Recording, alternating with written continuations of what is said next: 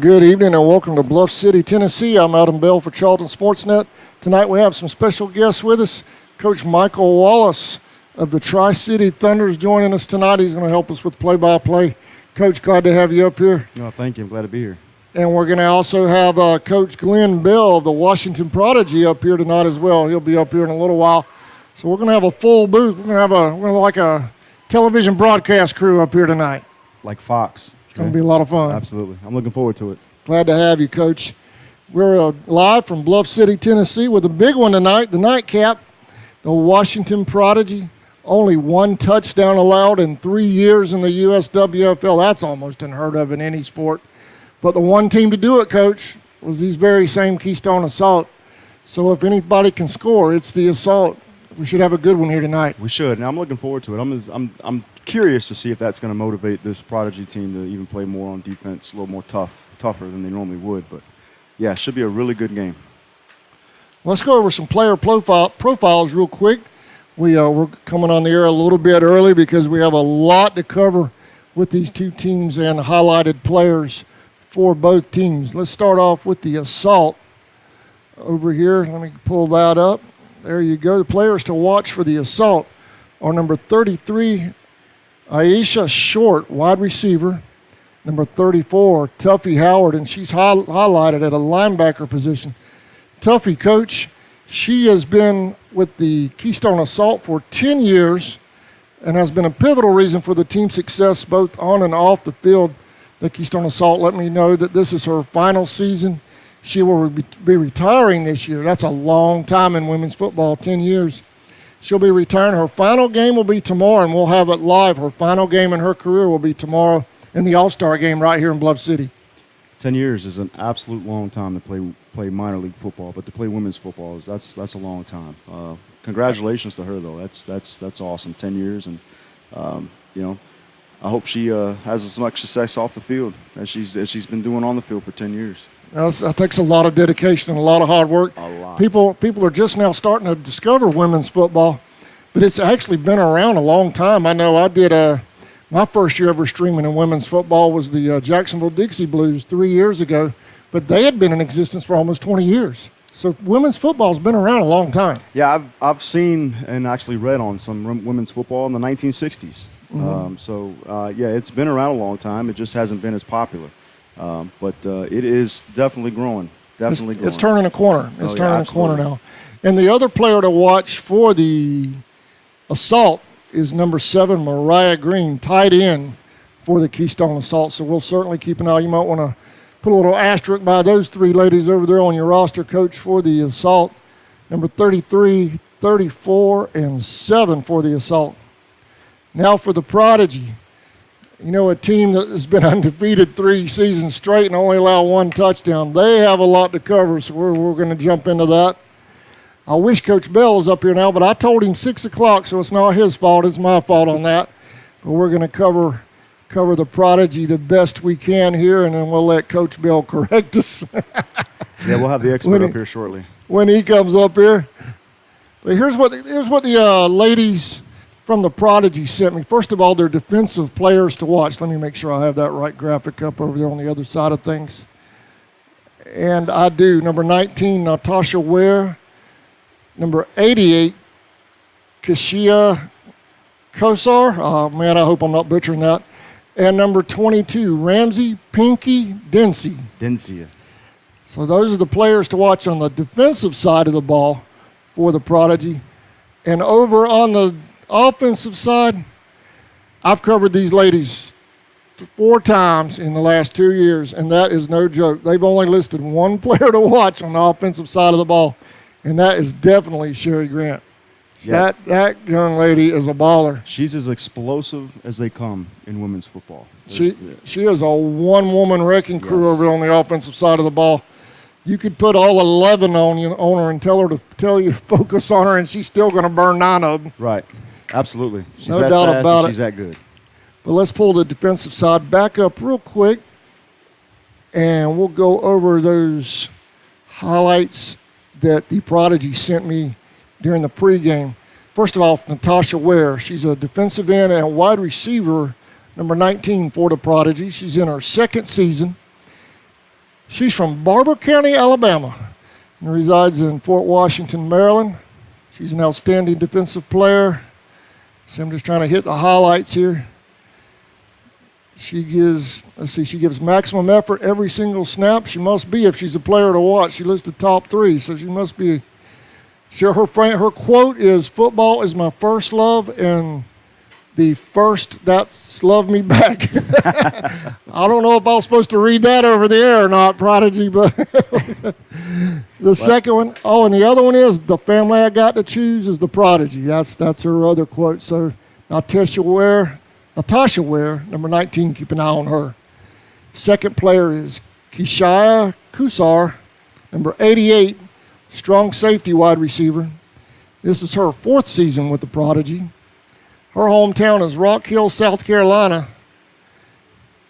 See, she's an All-American, ready to show out, and just does that every time, every snap of the ball. Explosive ball player for the Prodigy. Watching her make plays is pure excitement. Kishaya, I hope I'm saying that right, man. I hate that. I wish I'd gone over pronunciation with the individuals beforehand. She's also a basketball and football coach where she works at school. And that's what I talk about with a lot of these things during halftime and so forth. These ladies, they're all certainly pro football players, but they have jobs and they pay to play. Yeah, I mean, listen, especially with a lot of these careers that these young ladies have, and to put forth the maximum effort that they're putting out here, it's a lot. It takes a toll on them.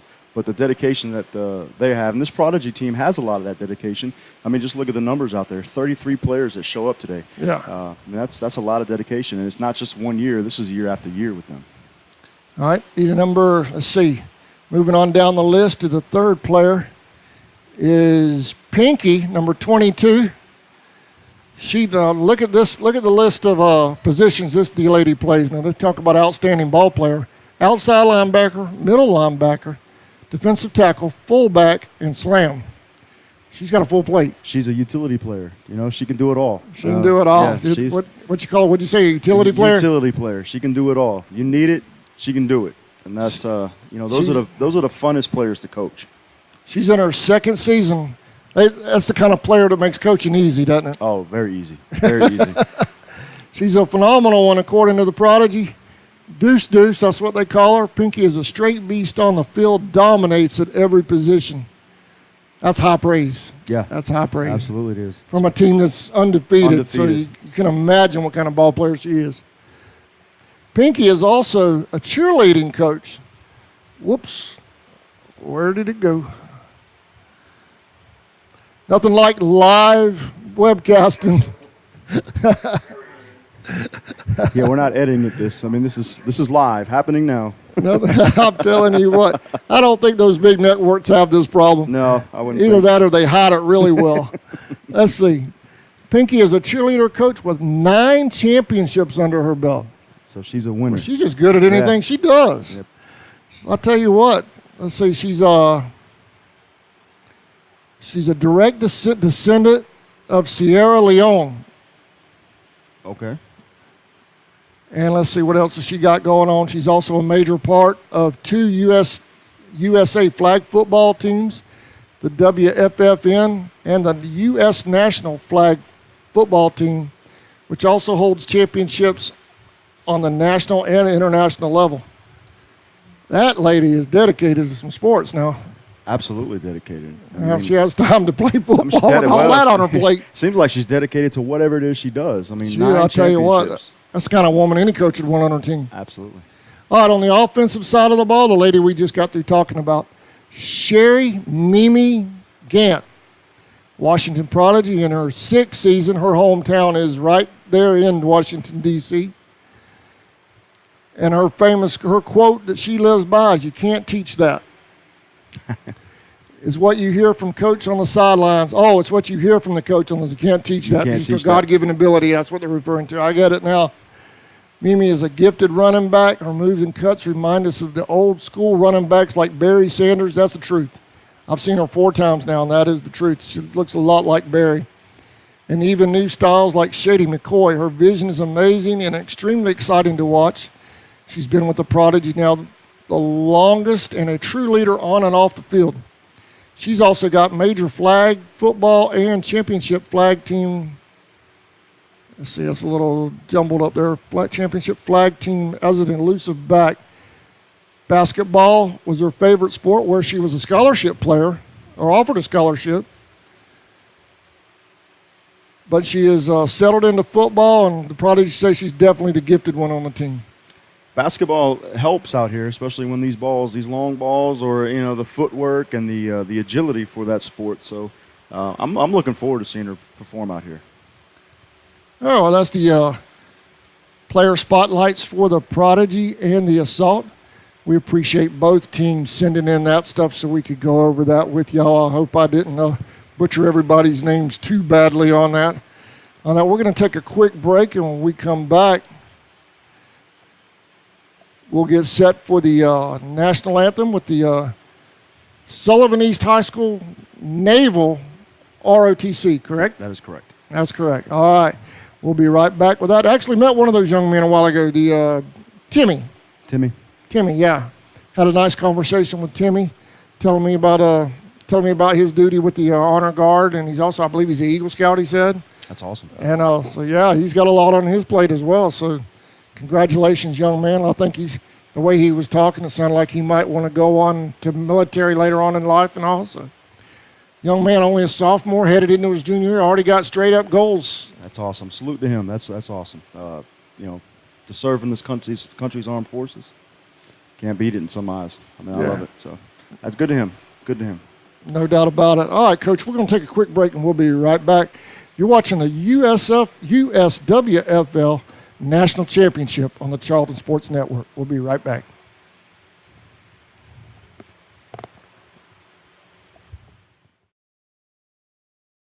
Since 2009, Southeastern Automotive Group has been buying for and selling to most of the franchise dealerships in the area. What if you were able to bypass the big dealerships with the big markups? Buy direct from the supplier.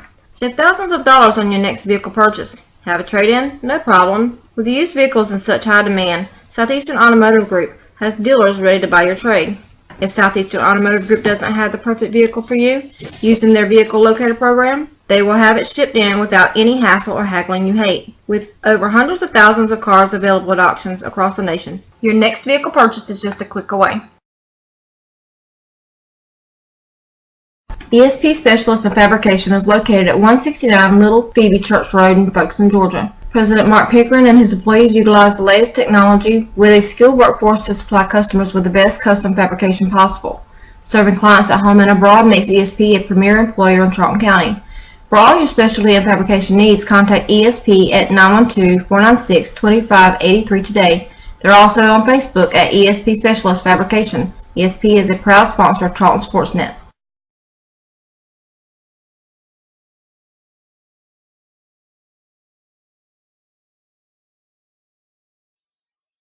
Okefenokee Rural Electric Membership Corporation has been providing quality electric service at a competitive price to residential, commercial, and industrial customers in southeast Georgia and northeast Florida since 1939.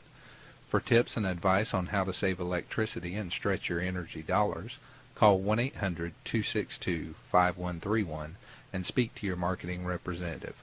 We are a cooperative owned by those we serve.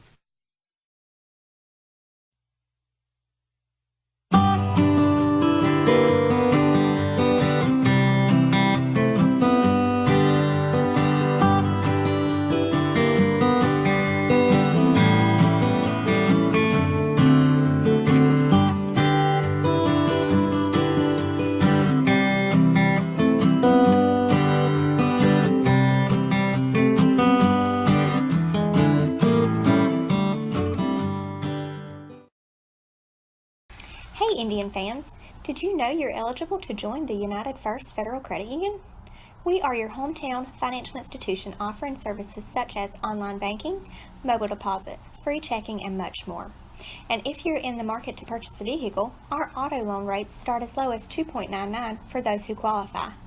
We are conveniently located at 3773 2nd Street South in Folkestone. Federally insured by NCUA and Equal Housing Lender. Charlton Electric now serving Charlton and surrounding counties. With over 20 years' experience in both commercial and residential services, our electricians can meet your needs. We offer installation on whole house generators, service upgrades, mobile home services, troubleshooting, ceiling fan and light fixture installations, and much more. Call us today for an estimate at 912-276-7661.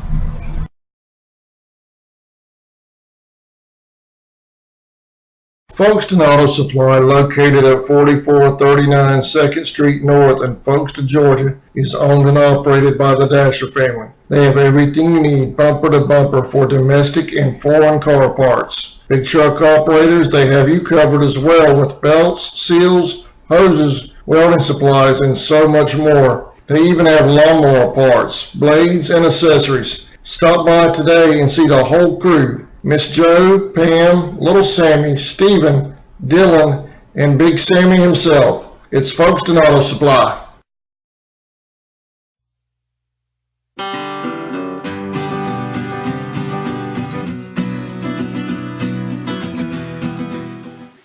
All right, welcome back to Sullivan East High School here in Bluff City, Tennessee, getting set for pregame ceremonies. National anthem with the Sullivan East High School Naval ROTC is coming up in just a few moments. I have special guests with me tonight, Coach Glenn Bell of the Washington Prodigy and Coach Michael Wallace of the Tri-Cities Thunder are going to join us in the booth tonight. They're going to be with us for play-by-play and color commentary. And see how much trouble we can get into tonight. I'm not sure. But I'm glad to have you all with us. Prodigy come in undefeated and only one touchdown allowed in 3 years. So, I mean, I don't know what else you can say about that. But you guys changing up on me over here? I was just going to stand behind you. Oh, okay. All right. And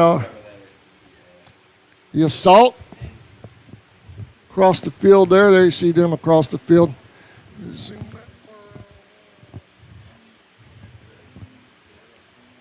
There we go. Get the camera straight here. The assault wearing their whites tonight. Prodigy over there in their black. They're wearing their black and blue. Beautiful backdrop over there. There you see the mountains in the background behind the field.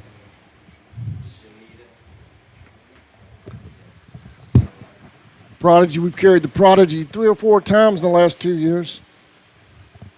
Getting to be a habit covering them. They're a good football team. National championship coming up. Coach, what you think about this matchup tonight, Coach Wallace? Well, I think the Prodigy are as strong as they've been in years past. I think the Assault definitely have their work cut out for them, but I think that if they can slow the ball down, control the ball, and control the clock, I think they have a chance. Yeah. Definitely going to have to figure out how to keep the ball away from the Prodigy offense. Be around in the fourth quarter. Yeah, be around in the fourth quarter. Be relevant in the fourth quarter. Have a chance. I would say that if you're within 8 points, you have a chance. I mean, anything outside 8 points, I just think the defense for the Prodigy, which is their bread and butter for the most part, it's going to be tough. So if the Assault can't move the ball on the ground, I think it's going to be a long day. But, again, if they're relevant in the fourth quarter, yeah, maybe they have a shot. Yeah. Stick around, make something, keep it close, make something happen, and maybe catch a break or two. You never know. Yeah, you never know. I mean, that's why you play these games. You'd like to. I mean, if you were just looking and giving an eye test right now, you'd say, hey, the Prodigy has 33 players out there as opposed to 19. But you have to play the football game. So, and sometimes football gods just working. Obviously, we know. Here you go, Coach Bell. Oh, you're down there, man. Glenn Bell joining us with the Prodigy. Nothing like live streaming. That's right. All right, is everybody good to go? Glenn, can you hear us? I can hear you clearly. Can y'all hear each other? Yes, can you hear me? You know Yes, I sir. can't hear either one of you. Right. So y'all can sit here and talk about me all night, and I just smile and shake my head. But Glenn, I know Coach Wallace. We were talking about your team actually, the Prodigy. Mm-hmm. You and I have talked about them extensively when I was over in D.C. with y'all a few weeks ago. Yes. I know the Prodigy's your team. It's last game of the season. Mm-hmm. What does Keystone have to do to keep it close at the end and be around in the fourth quarter? Well, what they have to do is maybe try to stop that running game. Maybe put 9 in the box, force them to pass. If you don't do that and you spread and allow that running game to get set, it's going to be a very long day for them. Yeah. You can't allow Gant to have her way back there. No, you can't. They call her joystick for a reason because she can make you miss inside a phone booth. She's really good. And so that would be their only hope, I would believe, because if you don't do something with that front seven that's coming, and they're coming hard, and they got a fresh group. You see they have 33 players. They don't get tired. And so if you don't do anything to neutralize that, last time when we were at the game, we were talking about they kept going to one side. We were thinking that they were going to come back. About that. Yeah, we were thinking they were going to come back with a reverse or something like that. And something like that, when you're going against an aggressive defense, you want to have counter plays to go back, reverses, counters, traps, and things like that to take advantage of their speed. Offensively, they can't go against that front seven. They're going to have to spread it out. The assault. The assault. If the assault is able to spread it out a little bit, they may see a little bit of success. But then again, they only got a short window because that front four, that 7 in the box, I'm telling you, they're coming hard, and it's going to. I'll tell you what I do see. I don't know what's happened since the last time we saw them, but their demeanor, the way they're carrying themselves, they seem like. I got a word on that. Okay. I got a word on that. Their star quarterback was injured. Oh, okay. They and that's huge. When you're Coach Wallace, when you rely on your star, she got hurt right before the game when they met last time, so she's not here tonight either. Oh. And apparently, what had happened that last game, I don't know how much I'm saying might have been considered confidential, but she was hurt just prior to that last game and only had 1 day's practice with the other quarterback. Gotcha. And that may have affected, but now with the backup quarterback in there for 3 weeks? Yeah. We should see a different assault team tonight. Well, they carried themselves when they walked out on the field a little more confident today than they did the last time. They look like we're going to go give it our all. And you know how some teams can show up on the field and they're already defeated. I don't see that from them. I see them ready, prepared to play, and maybe they got a game plan. 3 weeks is a lot of time to put together a game plan against a team that has beaten you the last couple of times. Usually a team that has beaten you, they know how to stop everything that you've been doing in the past, but maybe they came up with a slightly different game plan to be ready to, go to battle. And, hey, the one thing that's Prodigy has 33 and they have 19, it's only 11 on the field at the same time. Yeah. And that heat is going to be hot for both teams. It's been hot up here. I think I brought some of that heat up here with me from Georgia. Well, I'll tell you, Mike Tyson said it the best. Everybody's got a plan until it gets punched in the mouth. Exactly. So it's one thing to walk out of there confident, but it's another thing to show it on the field. You have to maintain and sustain that confidence on the field. Stick with your game plan, and don't abandon it so quickly. It's so easy, especially when you're playing a team like the Prodigy, to see something not work and you abandon everything that you've worked on for the past 3 weeks. So it's important, and it should be part of their game plan to stick with that, to keep that confidence going, because if they start to lose it on the sideline, the player's going to lose it too. Mm-hmm. So that's important. And I also think it's also worth mentioning too that the head coach for the assault is not here because of his surgery. He had to get emergency, is it appendix? Oh, right. Oh, appendectomy. Yeah, so he is not here because of that. So. Oh, wow. They're battling a couple of things going on at the same time. But you're right. They came out. They look confident. Uh-huh. We'll just see how far that can carry. Oh, man. Well, our prayers are definitely with the coach and his family. I had the same surgery. You can die from that. Yeah, so absolutely. It's a pretty big deal. So, our prayers go out to him and his family. Coach Wallace, you're the assault. You got a little bit of that off the field stuff we just talked about. What do you tell your team if you're the assault? You leave everything on the field. I mean, you're outnumbered, and that's okay. But like we just talked about, 11 are on the field at the time. You just have to leave it on the field and play like there. And listen, there is no tomorrow. I mean, the old cliche. I mean, there is no tomorrow. Literally, this season is over after this. So. you just got to put forth 110% every play. Not worry about the numbers so much. It's so easy to stand over there and look across the field and look at the Prodigy and how strong they are as far as number-wise. But you just have to stay, stay aggressive out there and just stay with your game plan, stay positive. Like I said, football gods may have something for them today. Who knows? Coach Bell, I'm going to let you put your Prodigy hat back on for a second. We've talked about the assault and what we think they should do and some of the things that's going on with the team over there coming into a championship game. You're the Prodigy. What do you have to do to win tonight?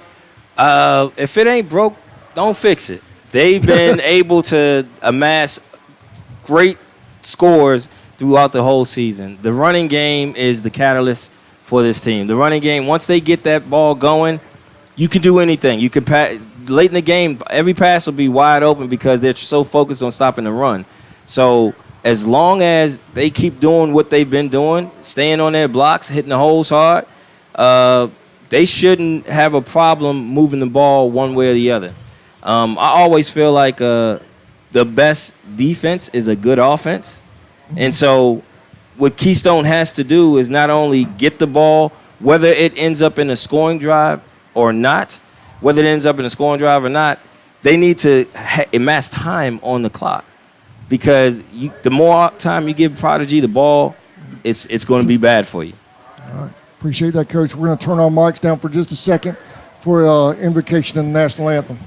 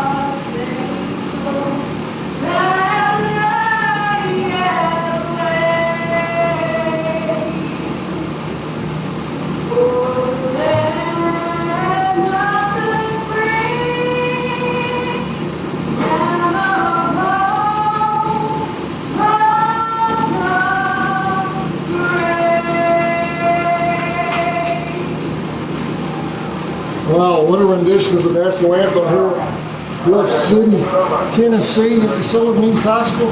Gentlemen, we're going to have some football here come up in just a second. Who's your picks? Coach Wallace, we'll go to you first, and I know who Coach Bell's picking. if he picks the team out that I don't think he'll pick, we might as well sit down and wait now. Who you got, Coach? It's tough to go against the Prodigy. I picked the Prodigy. The proof is in the pudding. They're a worthy champion. It's just really tough to go against them, and that's what I'm going with. All right, Coach Bell. It's kind of hard, but I know I see them day in and day out. I know the behind the scenes work that they do outside of football, at the practices, trying to get ready to prepare. And Coach Bell, he's a stickler for even when things are going good, he'll find that one thing that's going wrong to try to perfect it. And unless Keystone can play a perfect game, I'm going Prodigy all the way. We'll get something coin toss. I'm going to have to stand up a little bit, guys. Are you guys okay? Yes. I can't see the numbers for the assault. They do not have numbers on the front of their jerseys. So that would explain why I can't see that. The Prodigy, Coach Bill, number 76 and 52. 52. So I know a lot of nicknames and not government names for my players. So that's Big Me. We call her Big Mimi, number 76, and 52 is AJ. Fact about them, they are both two deaf players that play on the team. And they do not let that hold them back. Some of the best players we have out there. All right, 70. That is 76 on it, right? That was 6 or an 8. I guess it's an 8. 78. Well, I know it's Mimi. Linemen? Or is that 7? It looks like it's 78. We just had that discussion. Yes, yeah. About the jerseys. That's something too, guys, I know from a media point of view. These teams like the assault, the back of those jerseys, I can see those and I'm blind as a bat. You have 34, 75, those are distinctive. I'm not knocking the Prodigy, excellent football team. But from a media point of view, I think these teams in these leagues need to think about the visuality over the internet. Mm-hmm. You know what I mean? On the influence and all. Because they want to expand, you want to expand your product and make it marketable, but you want your fans to be able to see who's on the field. Right. You know what I mean? And that's not to knock the Prodigy. Obviously, they're a fantastic organization, you know, over and beyond. But you know what I'm talking about. I know exactly what you're talking about. Having called the last game, one of the players Max was tremendously upset with me because I gave her first touchdown to another player because I couldn't see the number. So I'm going to try real hard to make sure I'm on point tonight. Coach, can you mind operating that camera for just a second and just kind of hand it to where it's on the Prodigy bench, and I'll have the camera 2 on the Keystone bench, and this one will be our play-by-play camera. You don't have to move it around if you just set it for me. I want to reach across your shoulder. How you want to set? Go to the right a little bit. Do the trigger right here. There you go. We're gonna turn Coach Wallace into a cameraman too. Hey, he can do it all. See, y'all thought I was just letting y'all come up here and talk.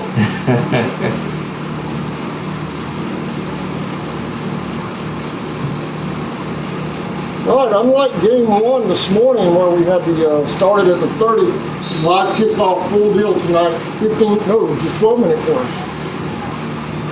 Onside kick by the assault. They better get that live ball. They better get it. This. Okay. Prodigy fall on it to start. Interesting move by the assault right there. Yeah, it's a gutsy move. Like we talked about it earlier, the best defense is a good offense. So if you can limit them with times getting the ball, if you can get an onside kick, do it.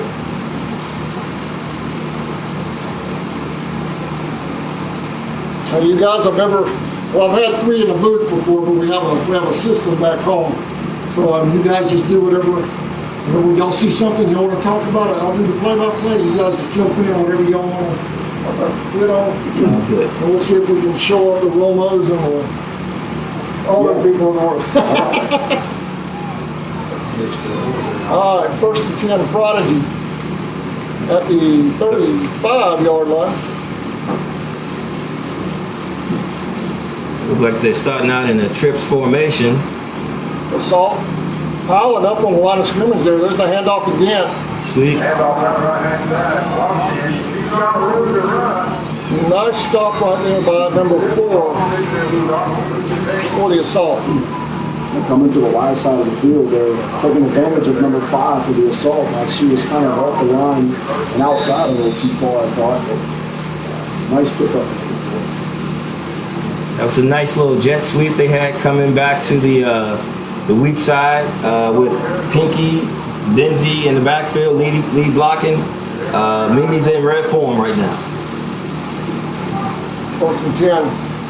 Where's Gant? Down here at the bottom of your screen. Yes, she's at a wide out right now in the trips formation.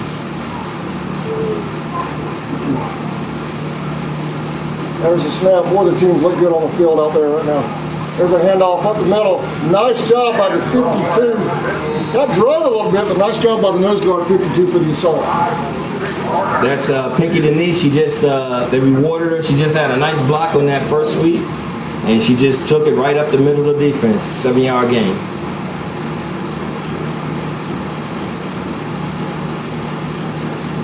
over there.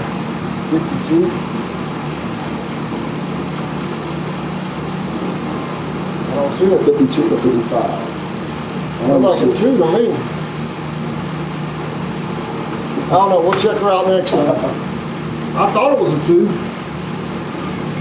Second down and 4. Prodigy hit a lot of scrimmage under center. Gant in motion.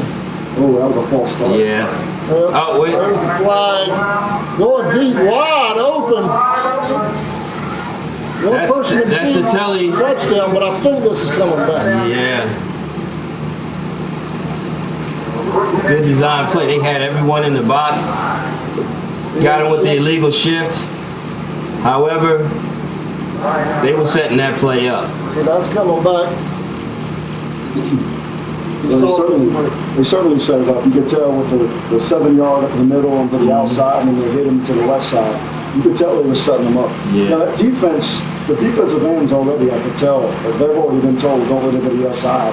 But it seems like they're setting the edge too far out Yes. as opposed to Mm-hmm. it's a little closer in, and they're just leaving these lanes wide open. Yeah.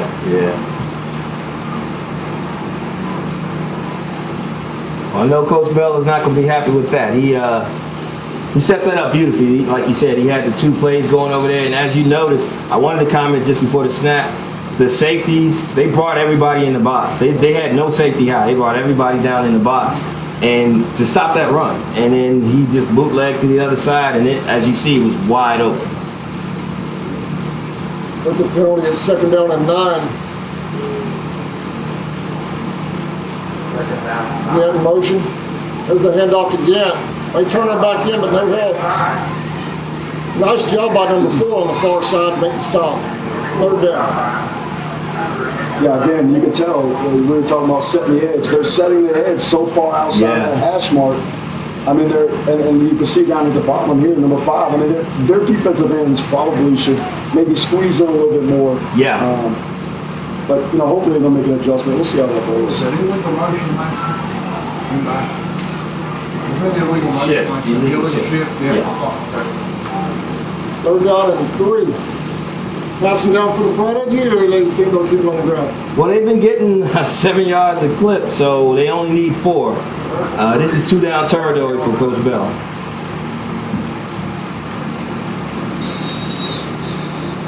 Flag on the Delay play. again. This could be huge. This is bad again.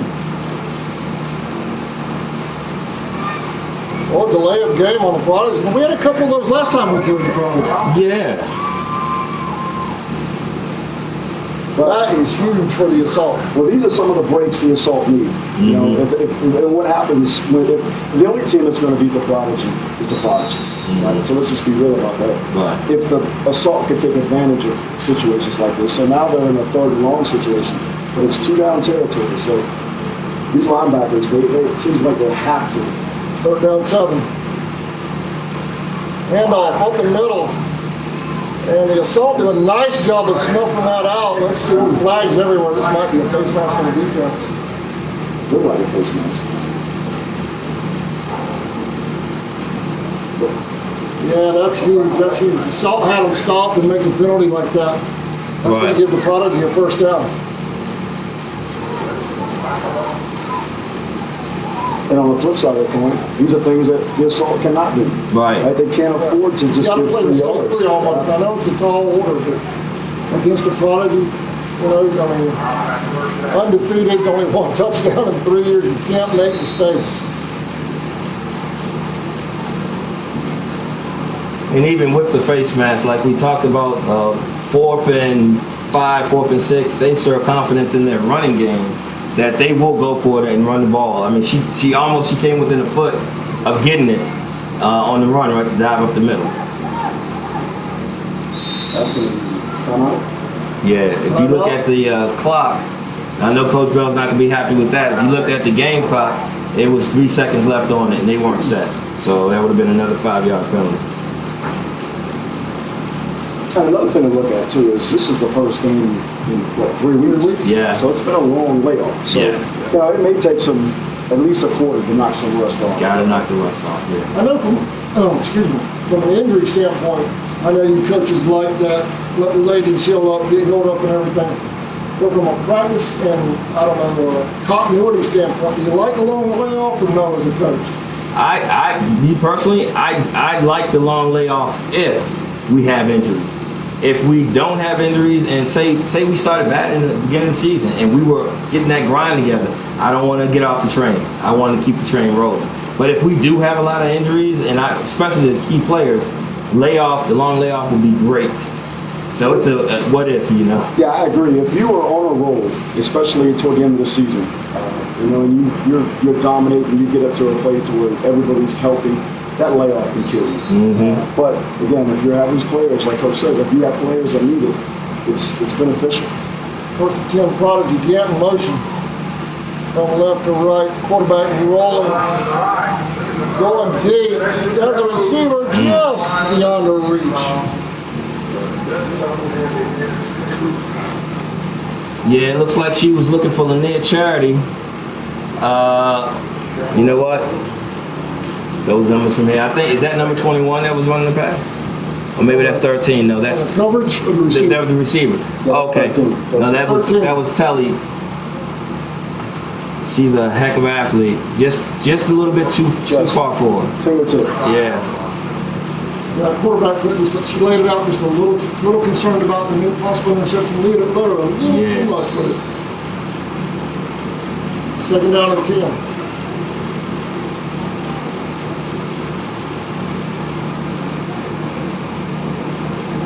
Coach Wallace, congratulations on the Ireland title this morning. Thank you. 32-6 over the Gators. There's pressure. Got rid of it. That's the type of pressure that they got to put on the Prodigy, and it's got to be a constant. Yeah. You know, if you're giving her time back there to throw the ball, she's going to pick you apart. Right? So, 74, that was... Maybe I'm blind, y'all. I must be calling the wrong numbers or something. but I don't see a 74. I don't see a 74. I think there might have been a 24 that came in. The numbers are kind of bunched up on some of the plays. Right. However, I'll tell you, if you notice that just before the snap, she walked it up and it was a blitz right off the weak side, and the quarterback never really saw it coming and felt it at the last second, which probably influenced the throw at the end. Third down and 10. Another timeout. Yeah, this is definitely About the delay. Yeah, this is definitely not the rust off quarter. You Yeah. can tell right now things, and I can imagine coach is not too happy right now. Oh, he's furious right now. But and this is also self-inflicted though. Now we know. A lot of times the refs, when you don't have a game clock, a play clock. When you don't have a play clock, a lot of times the refs are set up for play, and it's all in their head. You know, you feel like you have more time than you have to. This is it. Once it's set, it's done. You get down to 0, it's set. So, and honestly, I believe this is the first time Prodigy, any of the games that I've been to this season, that actually had a working play clock. I don't know, Coach. Do you guys usually use the play clock?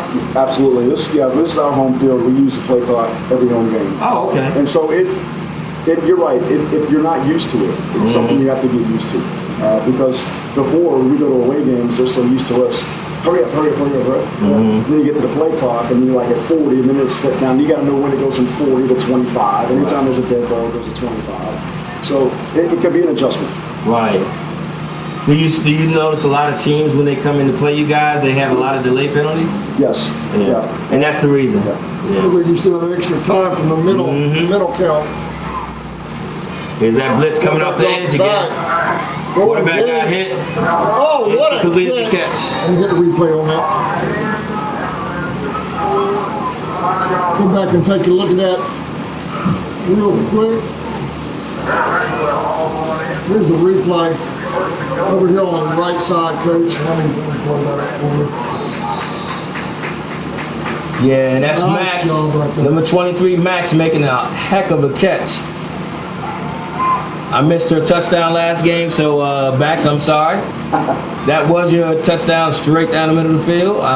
Please don't shoot me later on. But that was a great catch right there. Yeah, give credit to the quarterback for staying with it. Yeah.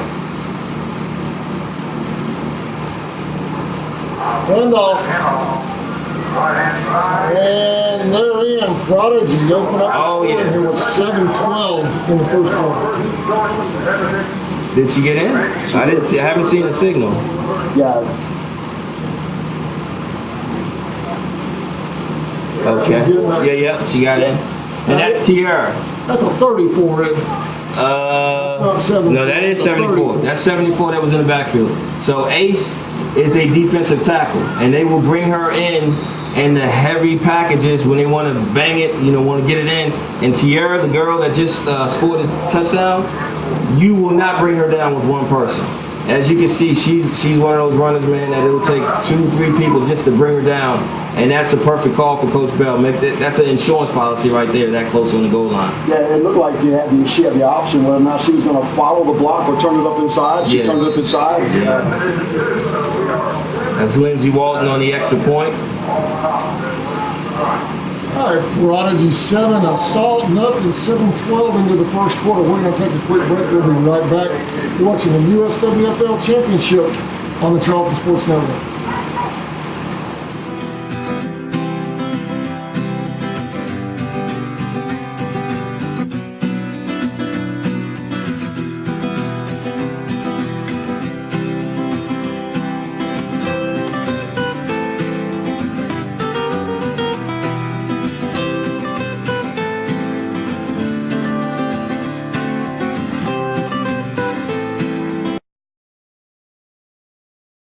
Whistling Dixie Custom Framing and Unique Gifts and Cafe is located at 3742 Main Street in downtown Folkestone, Georgia. Lunches are served on Tuesday, Thursday. Oh, I think that's what it is. Prodigy 7, welcome back. Prodigy 7, Assault nothing, 7-12 in remaining in the first quarter. Thank you, guys. See, that's the advantage I have when you have somebody up here that can hear. Yeah. The fans, I didn't realize the fans were that loud into the speakers, so I'm sure if y'all could hear them, the fans at home were probably going, turn something down. Yeah. So I appreciate that, fellas.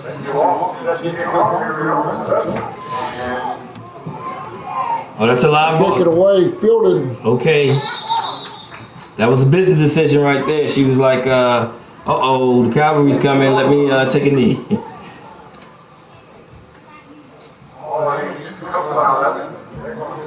So now, if you're the Assault and you're coming out, okay, your defense wasn't that bad. Right. No, the one broken play with a penalty, Right. it could have been different. So now you have to come out and you have to move the ball. Mm-hmm. I mean, you have to. This offense needs to do something to allow this defense to have a rest. Yeah. I mean, this defense was on the field for the majority of that first quarter. Right. So you've got to put something together offensively, so they can at least have a breather over there. Right. And that first drive, you could look at the penalty, and then that circus catch she made down there to get them down there. I mean, And even with that circus catch, that pressure that was given to the quarterback, I mean, that was... handoff, put the good. It's going to be a loss of maybe one on the play. 13. That looked like 34 Tiffany Matthews. I saw her getting up off the pile. Well, you turn them fans off, it makes a difference in here, doesn't It it? sure Yes, does. it does. Almost. I hope the people watching understand what we're going through right now. Yeah. And they're all at home sitting in the AC. In the AC. We're glad they're watching, though. We appreciate it. Y'all please spread the link around. I know we're going up against another league in their championship game tonight, but appreciate you folks watching our webcast. There's a pitch, number 4 on the carry. That's Clark. Got the loss back. Well, I thought she did. I thought she dove forward. Looked like that was Pinky Dempsey on the tackle. She plays both sides of the ball. She's a fullback. She's a linebacker. Plays lineman. She'll fix your cable TV if you need it. Anything. She does it all. She's a jack of all trades. Well, I'll tell you, that offensive line right now is struggling. Number 75, I mean, you got to put a block on somebody. Oh. It just seemed like this. She just. And that's a big assignment for her. That's number 74, Ace.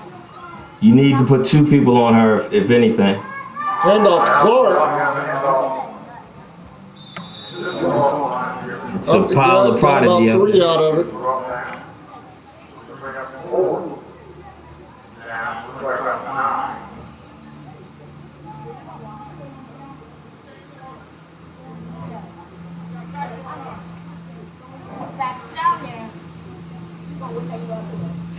It's going to bring up 4th down.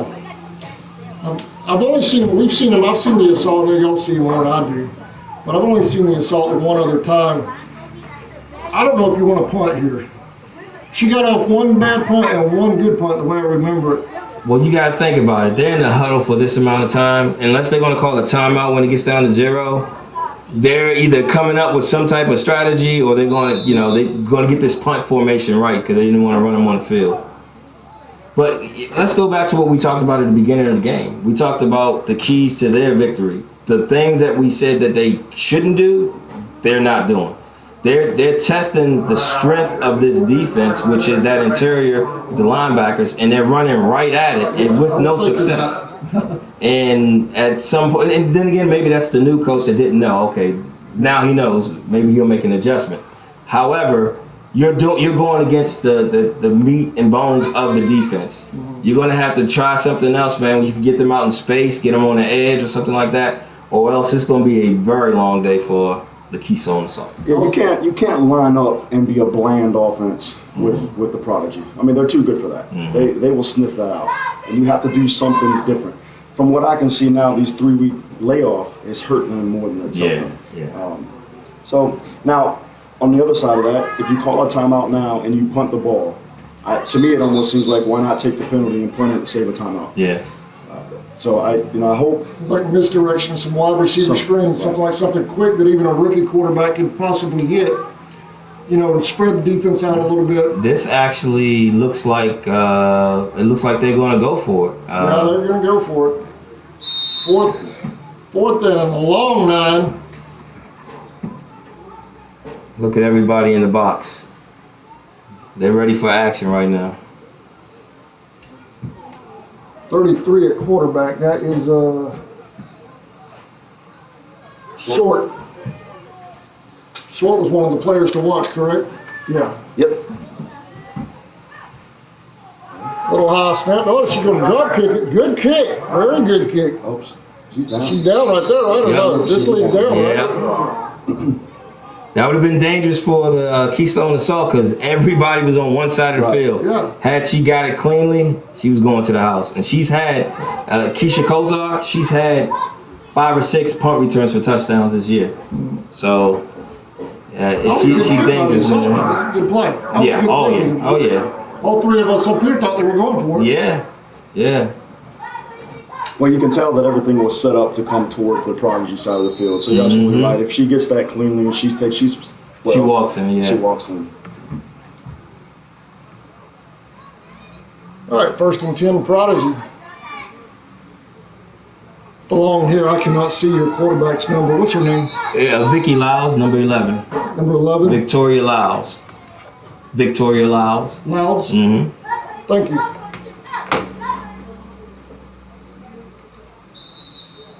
Lyles under center. Motion. Hands it off back in. Oh, nice hit there. Nice hit. Right in the middle. I'm going to say 74? 34? It looked like 74. I know, that's what I thought too, but there's a 34 on there, Howard. That was that jersey's crunched up, making it look like a 7. Yeah. That was a good tackle because let me tell you about, we call her Tank Bonds. Let me tell you about her. If you can take her down by yourself one hit, that's a really good tackle. It usually takes 2-3 people to bring her down. So that was a really good play. 2nd down and 9. Long 9 for the Prodigy. Saw it.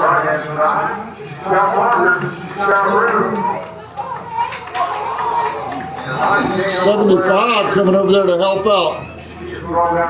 That was all set up. Number 5 on that defense ran away from the play as opposed to attacking it. She actually gave them more yards by backing up on that outside play. If she had maybe attacked it, maybe forced her inside, maybe could have had minimal game there. But that's just what you deal with when you're dealing with this Prodigy football team. That and that was Tierra McCormick. That she was the one that scored the touchdown down low. It looks like to me they have their beef in. They got a beef package in now. I mean, you look at Tank Barnes in the backfield, a fullback who can run as well. Telly, Chantel, and there you go. 34 again on the stop, shorts. Didn't mean to cut you off, man. Oh no, you're good. And what this does right here, you got a stable. Prodigy has a stable of running backs. I mean, that can give you, each one is different, but you're going to get the same results. You're going to get positive yards every single time. What this does to a defense, though, on a hot day like this, and you're attacking the middle of the defense, later on, anything that they want to do as far as passing deep or anything, those linemen are going to be so dead tired because they're going to go on a 10, 11, 12 play drive, you know? Second down and 6. Handoff to 26. No, nice job. 33 on the stop that time. Short. She still got a, 3-yard, 2-yard gain out of that? She did. Third down and about 4 for the Prodigy. Like, you know, when you're playing the Prodigy, you got to be in shape.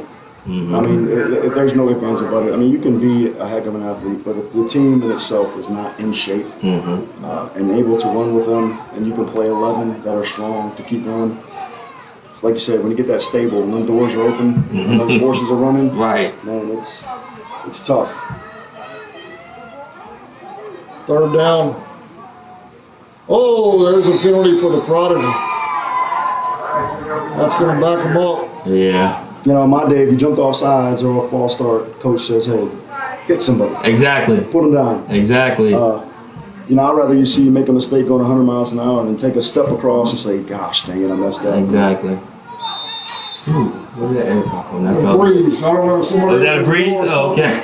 I'm going to knock that wall out back there. We're going to be puddles when this game is over. Yeah, Coach Bell is not going to be happy with that right there. I was thinking I'm coming to the mountains. It's going to be nice and cool up here, man. I think I must have loaded the South Georgia weather. Wow, what a play there. Good decision by the quarterback to take it down and run. She couldn't set her feet to get ready to throw the pass, but she saw she had an open lane, so she said, let me get the first down first. Yeah, it looked like it's pretty much a RPO. The quarterback has that option where she wants to run or pass it. She could have done either one. I think it was a right call. Yeah. Easy play.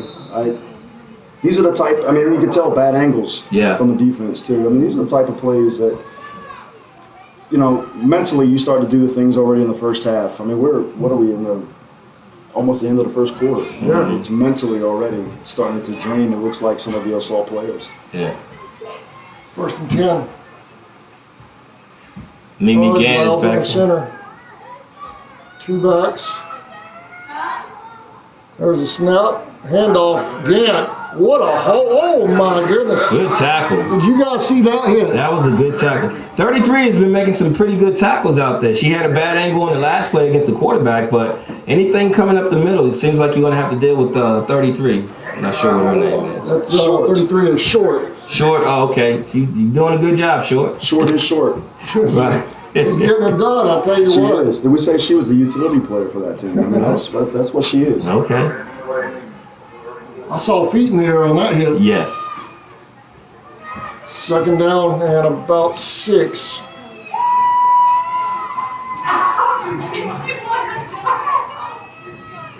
There's a snap dropping back. Had a lot of time. Got it out here. First down. A lot of time. First and 10, Prodigy.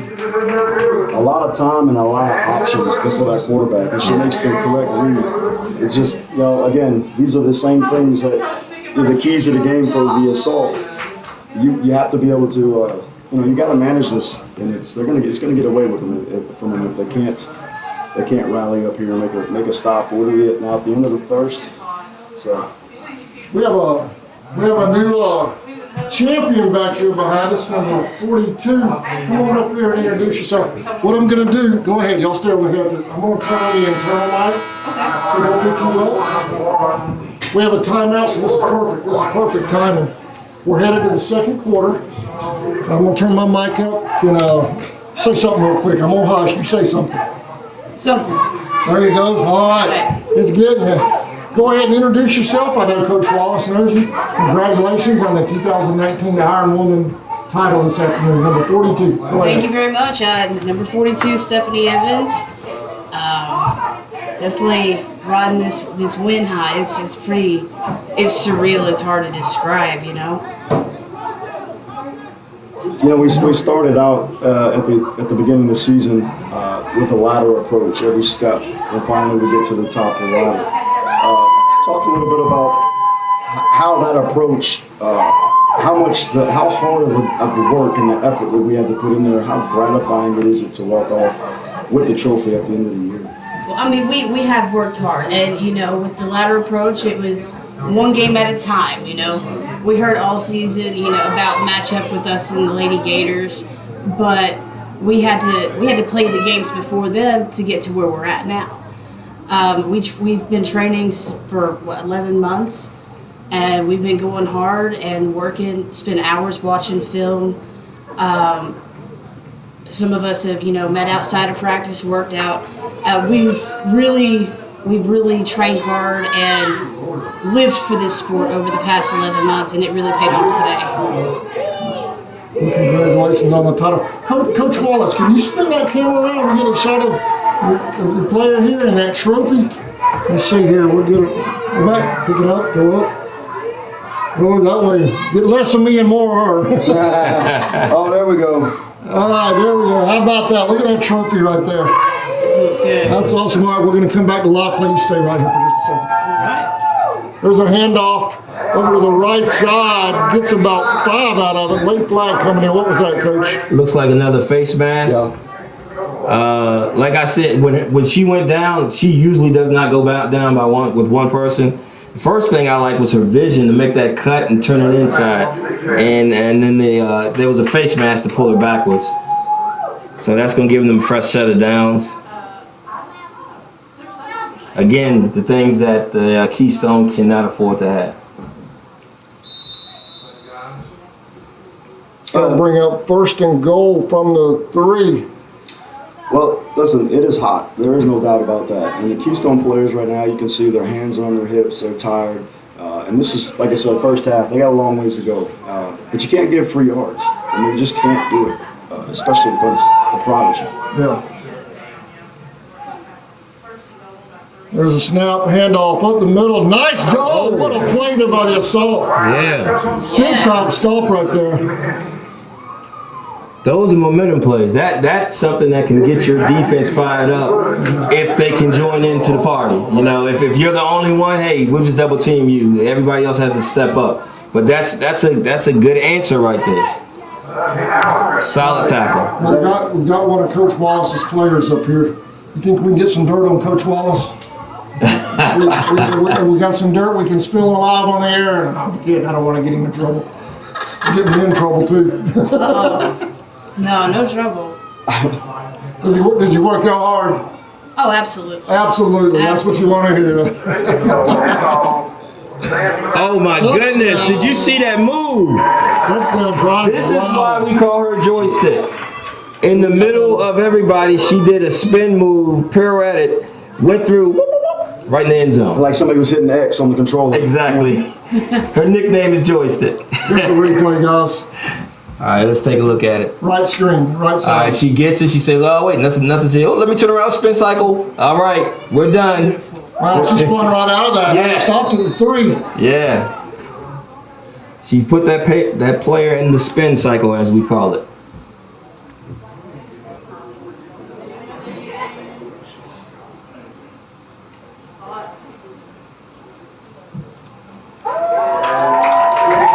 And it's good, Lindsay Walton.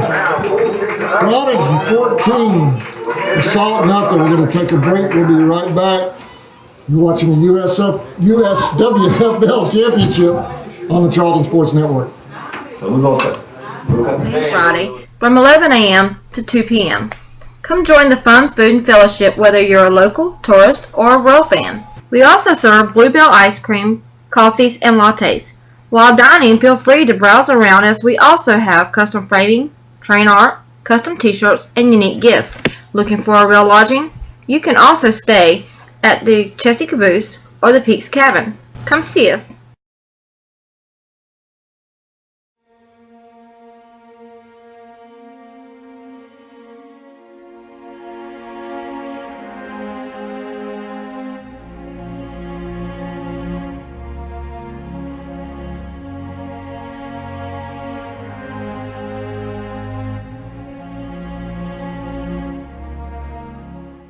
Welcome back to Bluff City, Tennessee. Well, I done turned everybody down over here. There we go. Is everybody back? Yes. That's much better. Kickoff. Keystone's picking the ball up. Oh, two keys.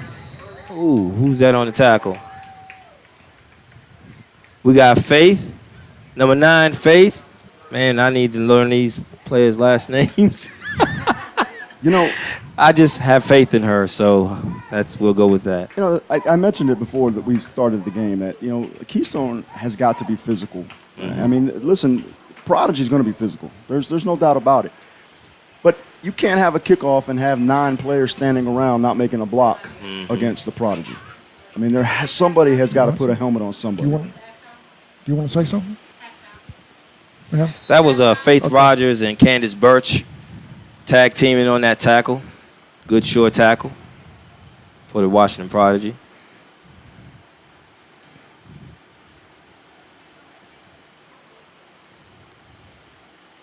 $14-0 is it can be bad, but it's not insurmountable.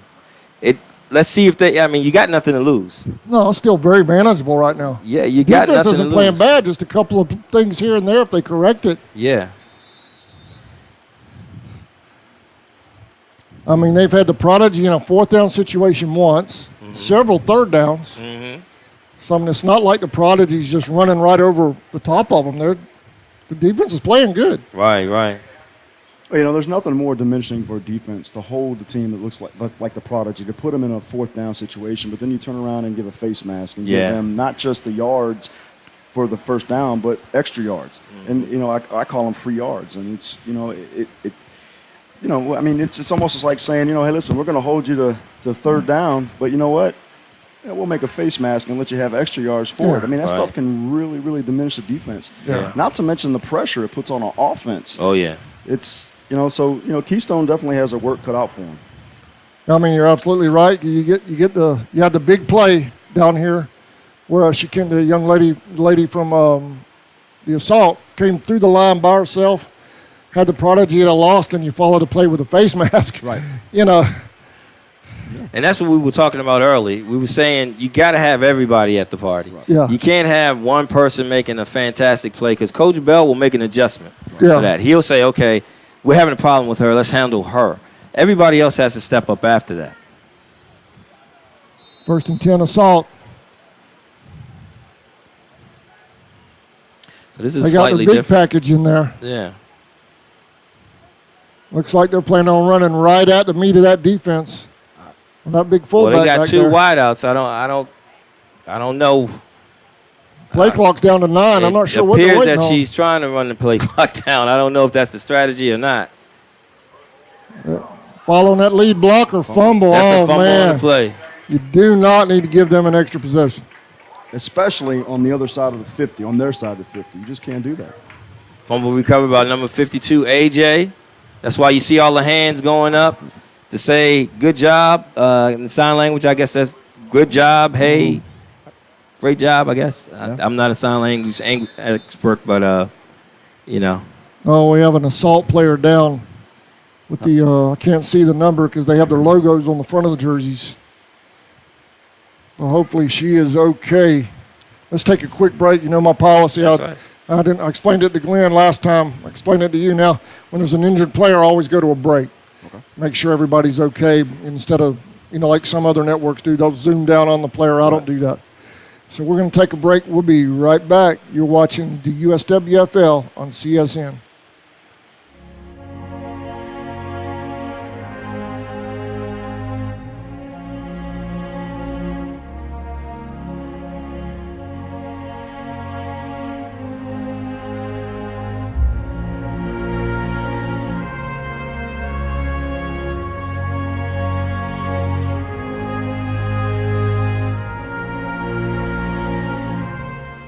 All right, welcome back to Bluff City, number 98. But good sign she's up and walking off on her own power.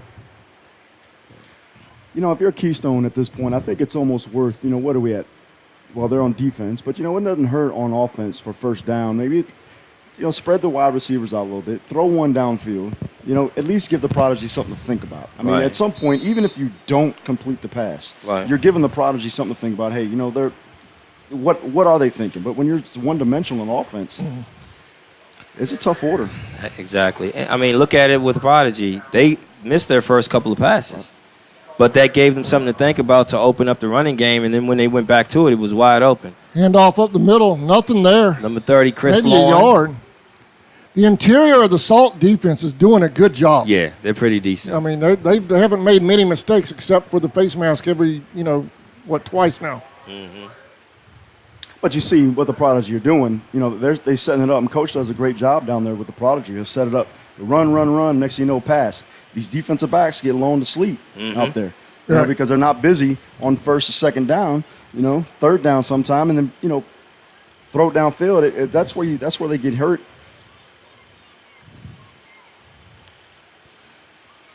Second down and 9 for the Prodigy. Loud's under center. Dropping back. There it is. Going deep. Let's get to Lindsay. She couldn't find it. Overthrown. She could not find it. 33 and 4, Short and Clark. Yeah, Vicky dropped back. You're fine. I can see it from there. I can see that from there. Vicky Lyles, the quarterback, she dropped back and let it rip, and they were just off on that play right there. But that was a great route. They just couldn't find the ball once it got in the air. And again, now it's keeping this defense even more off key or off balance because that was a second down. Yeah. And so now it's just, okay, what are you doing on third down if you're the Prodigy? What are the Assault now thinking? Well, what are they doing? You don't know because they're keeping them off balance. It's one thing they do a really great job of. Third down and 9. Big play here for the Assault defense and for the Prodigy offense.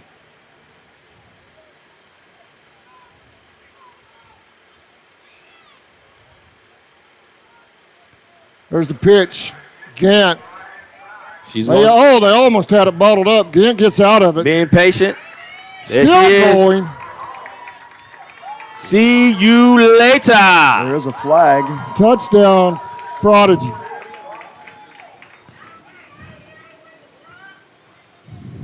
Flag on the play. That may be coming back. Injured player. Guys, I want to take a look at this replay real quick. Okay. It's going to be on the small screen to your right. There was a quote we did beginning of the game on Gant.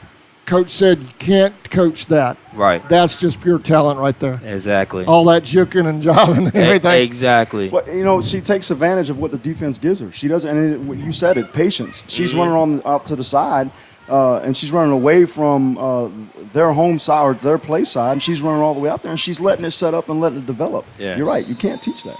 And Coach, you said it earlier, the defensive ends, you got to squeeze that play down. The longer a player with that much speed and skill, the longer you allow them to run and set you up, it's not going to be good for you. You want to force that early and often right to the middle, to the heat of your defense, the heart of your defense, and they didn't do that. And it looked like they had her in their sights, but she's patient enough to just split that and keep it going. I want to give out a shot to my man Firk, who is Mimi's fiance. His birthday is, I believe, tomorrow or something like that. So I said I'd give him a shout out on the network. Well, happy birthday. Yeah, my man Ferg, Mimi Gant's fiance. All right. You guys going to be here tomorrow for the All-Stars? I am. I will not be here tomorroah for the All-Star. He's bailing on us, Coach. I'm bailing on you. Make him do 100 up downs or something? He's got a birthday party to go to. Yeah. Well, yeah. Well, open invitation. You two gentlemen are both invited tomorrow. Back up top if y'all want to join us. I'm having a good time. It makes it more fun for me if I have people to I love this. have different opinions than me. I love it. You get to see so much from this vantage point. Because, Coach, you and I are usually on the sidelines. Yeah. Third down and long for the Prodigy. How many times have I said that? Yeah. Yeah, not often. Not many. They may get a delay out of this. 3 seconds. They didn't get it off. Yeah, they did. I guess they did. The Keystone was playing like they didn't get it off. Pressure. Oh, good catch. How do you still come up with that? I thought that was going to be picked off. Yeah, it should have been. Clark on the coverage. That's my girl Telly again, making another fantastic catch. Yeah, I think Clark does a great play. But, again, if you're looking at third and, what were we at, almost 20? Yeah. Hey, let them catch the ball. If they're going to catch it, let them catch it, but make sure they don't get anything afterwards. Exactly. Don't get the yak.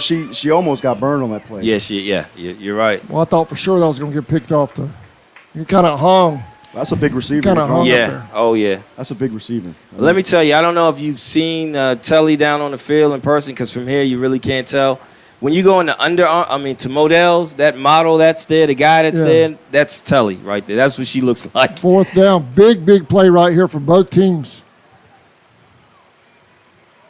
Flag on the play in the backfield. Ooh. Out of bounds. Let's go back to the play here. This is going to be huge. And that was 4th down. She did get enough yards for the first down, but who was this on? Looks like it's on the. This is coming back. It's coming back. That's a huge play for the Assault. False start.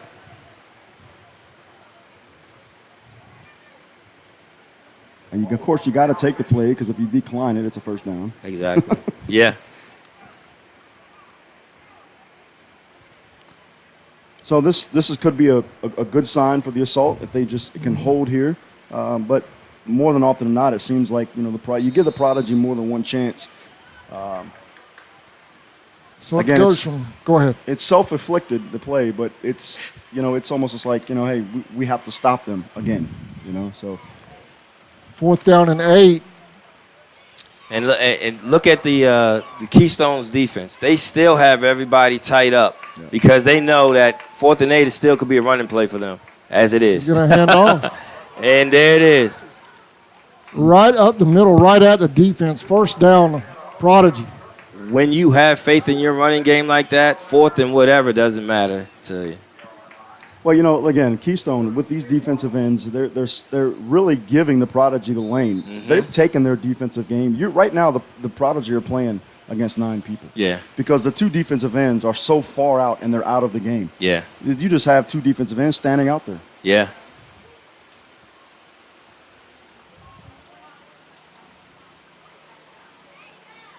Tierra McCormick. 1st and 10. And Tank Barnes. The back's in the backfield. And look how far we got 5 on down here close this way and all the way up top. Look how far they are away from the play. Mm-hmm. 13 in motion. Back on to the left side, rather. Nice stop. Did she strip it? I thought she stripped it there for a second. She went for the strip. But you got to pull out all stops. I mean, this is it. This is the last game of the season. You got to pull out all stops. Go for the ball. You've got to. The whole team has to be in on every play.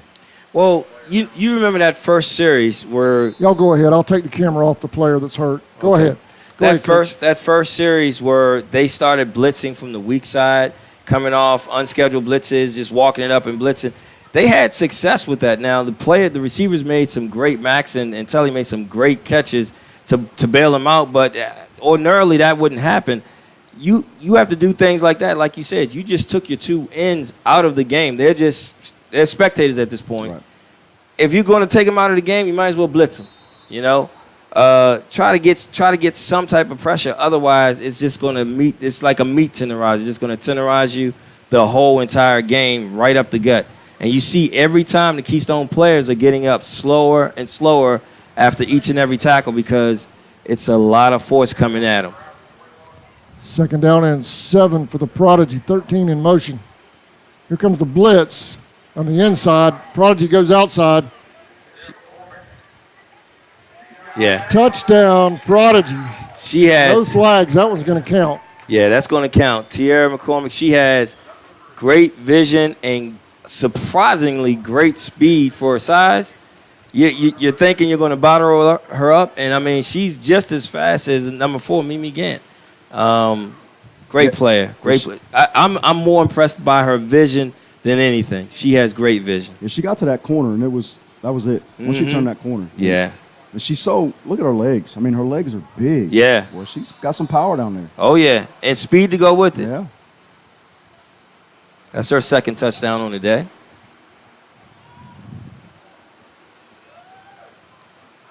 Six minutes remaining in the first half. It's up and good. 21-0. Prodigy in the USWFL championship game. We're going to take a quick break. We'll be right back.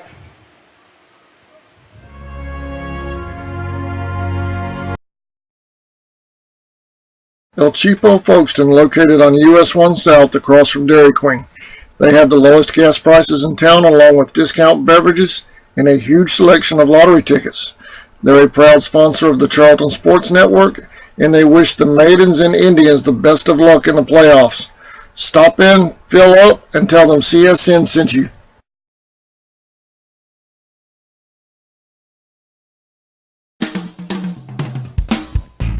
Go ahead. We're back, guys. Prodigy 21, Assault nothing right now with 6 minutes remaining in the first half. Just taking a look how everything is going after each and every play. The first 2 touchdowns, there was a lot of pressure on the extra point. They were coming in hard off the edge. You looked at that last one, it's getting slower and slower and slower. And what a great running game does, it wears the defense down tremendously.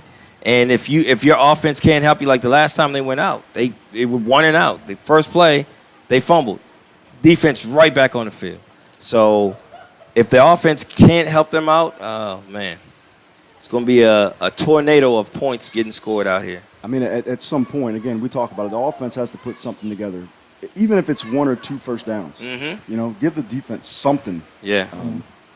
But, you know, there's nothing more diminishing than the defense. And for a coach, you know, you're out there for 2 plays, 3 plays, and defense is back out there.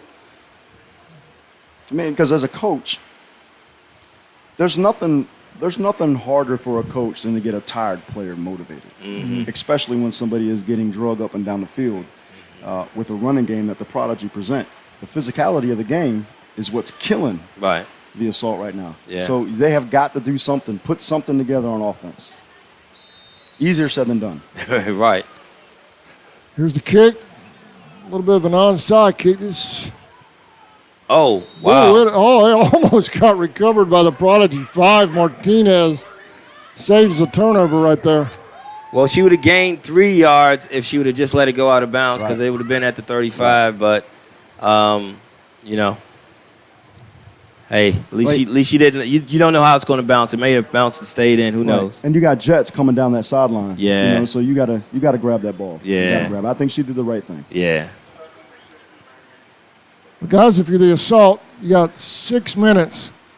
Do some misdirection, something to the outside. You're not going to get on the inside on this Prodigy team. Got to do something reverse, wide receiver screen, something to get away from the strength of that defense. Coach, I don't know about you, but when it comes to me, if I face a D line that's pretty much overpowering my offensive line, I'm going to use that against them. So if your aggressiveness is you're just so used to coming in, throw in a screen here and there. Let them come and throw a screen behind it. Now you only have to deal with the 1 or 2 players down the sideline, you know. But right now, we got a different quarterback in. Let's see what we do. Timeout on the field. Well, I agree with you. Delay game. Well, I do agree with you. Wow, you don't need to start off the possession like that. I know the Assault have got a lot going on off the field with the coach and surgery. You know what you said? Coaches and surgery. Quarterback's out. So, I mean, there's a lot going on over there, and they're representing themselves really well. I mean, they're still in it. It's only 3 scores. Right. We both know we've been around football long enough. 3 scores can disappear like that. Yes. If things happen. Yeah.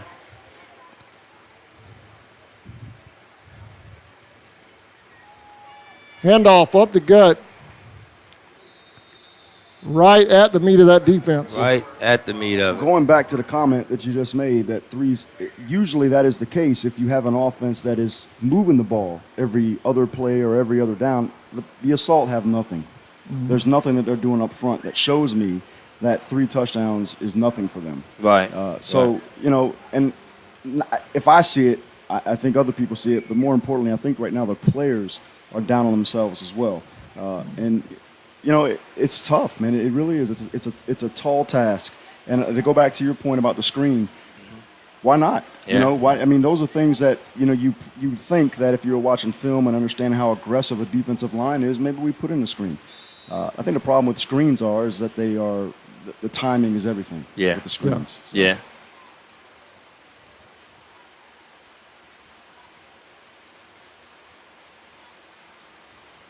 Yeah, well, you got to do something to negate them pinning their ears back and just attacking and attacking and attacking. And you're running right. I mean, if you're the running back, it's like, okay, let's call the same play. The running back is like, we're going into the pit of misery Going again. into the eye of the storm. Right. Second down and 15.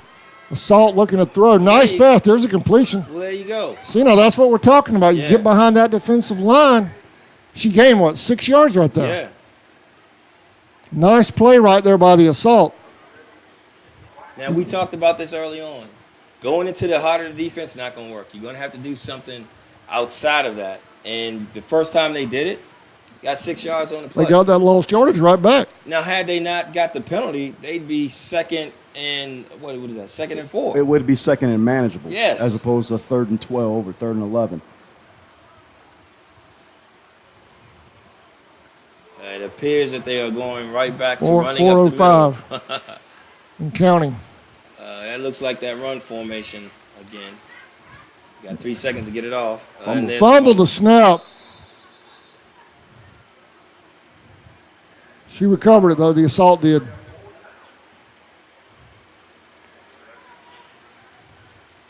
You can't have one great play and then the next time you put the ball on the ground. You gotta give your team something to hope for. Even if you throw an incomplete pass, but your receiver got behind the DB, that'll give you some hope and make them think. All right, listen, we gotta address this. Right now, they can just send everybody. Yeah. Right now they've got, 9 in the box right now. Well, Almost 10. And it's 4th down. That's an interesting play. Oh, there we go. Is that Tanoy? And she's taking it to the house. She's going to score. Yes, she is. Touchdown, Prodigy. No flags on. There's a flag. Flag coming back. Okay. Oh, Let me hit the replay just in case that stands. what was the flag?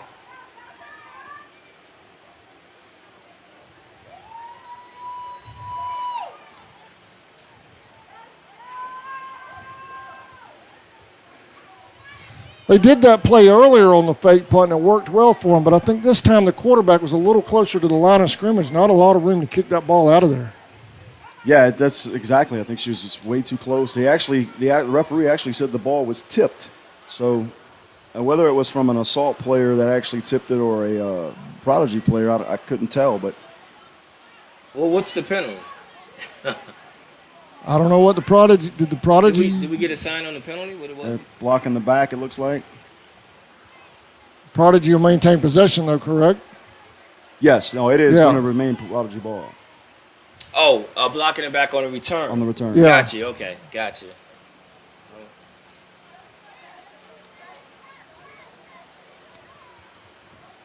That fake or that pooch kick worked for him earlier, Yeah. but I thought she was just a little too crowded there. Well, you see On what that- happened when on they that lined up and Prodigy was set up in the punt return formation. Once they saw the way they lined up, everybody came up, and had she got it off, they would have got a good kick.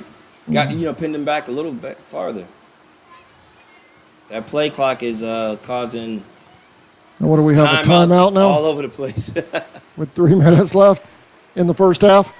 We've still got a ball game here, guys. I mean, 3 scores, 3 minutes left if they can keep the Prodigy out of the end zone. I don't want to sound like I'm against the Prodigy. I just want a good game. Well, of course. You want a competitive game. And, and the Assault, they already know they can score on the Prodigy because they're the only team in the league to do it. Right. So it can be done. And it's funny to say that, too, because even the Prodigy wants the team to be competitive that they're playing. Yeah. It's a true test to see, they're mauling everybody, and the record, you want to win every game. If I'm a coach, I'm cool with it. The players, they don't want to see a team give up. They want to see a team fight to the end because they're going to fight to the end. They don't want to It play means much 55-0 more. every week. Exactly. And that's what I'm trying to get across. I don't want the folks back home thinking I'm against the Prodigy. I'm not, because the Prodigy have obviously been very good to see us in. So it's not that. I just want to see a good competitive football game, you know. Well, the Prodigy are so well coached. Oh, they're a fantastic organization. If you watch their offense, they're just New quarterback, Meredith Bell in the game. Oh, going she deep waits. over the middle. Almost picked off by Clark. Those are things you got to have. You got to have those. Well, I know she'd like to have that back. Well, you know what? She had her, and she could have thrown it deeper, and because she had gotten behind the defense. I guess she was surprised that there was not that much pressure. Yeah. And that's a result of the running game. It's a lot to run back and chase that quarterback. Right. I mean, she had all day. You know, she could have waited even longer if she wanted to throw that ball. There was not a white shirt within 5 yards of her. 2nd down and 10 for the Prodigy. 2:50 remaining in the first half.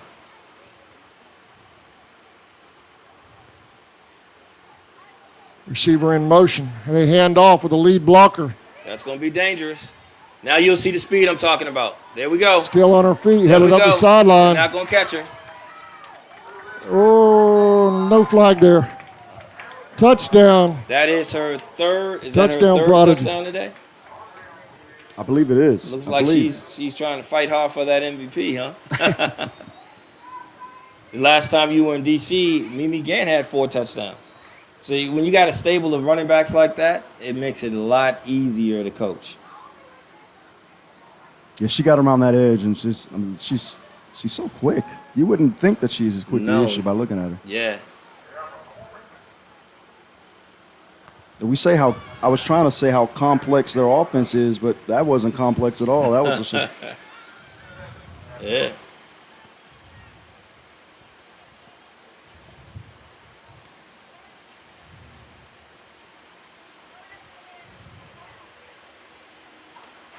Oh. That's blocked. Good defensive play there by the middle of the assault to block the extra point.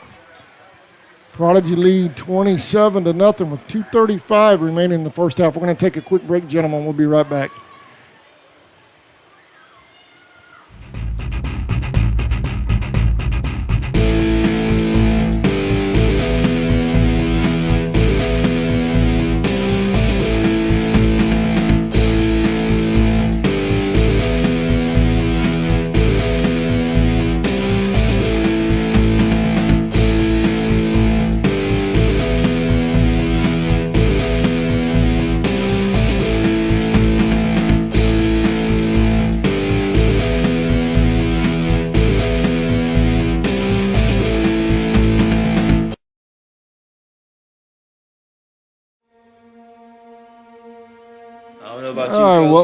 Welcome back. Prodigy 27, Assault nothing here in the first half. 2:35 remaining in the second quarter. I was gonna say I don't know about you, Coach, but at this point, give me a fly, give me something. I need a big chunk play at this point. But you know, you got to send a message to your team that you haven't really given up, and so if you're gonna, absolutely. Let's run something that gives our offense some type of hope.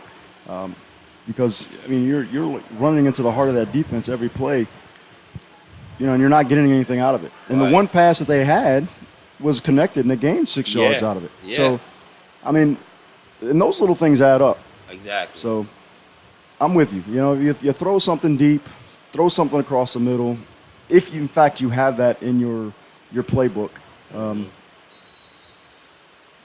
It sends more of a message. You'd be surprised on how much of a message that will send your team to continue to run the same old. Because these players out there know, hey, look, we're running the same thing. Let's just change it up. If you're running the same thing and same things, sometimes these players know the coaches. That's how they can tell the coaches have given up.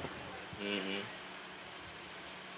And if it's not in your playbook, rip up your playbook and start drawing it up in the dirt, man, because what's been happening with the playbook hasn't been working so far.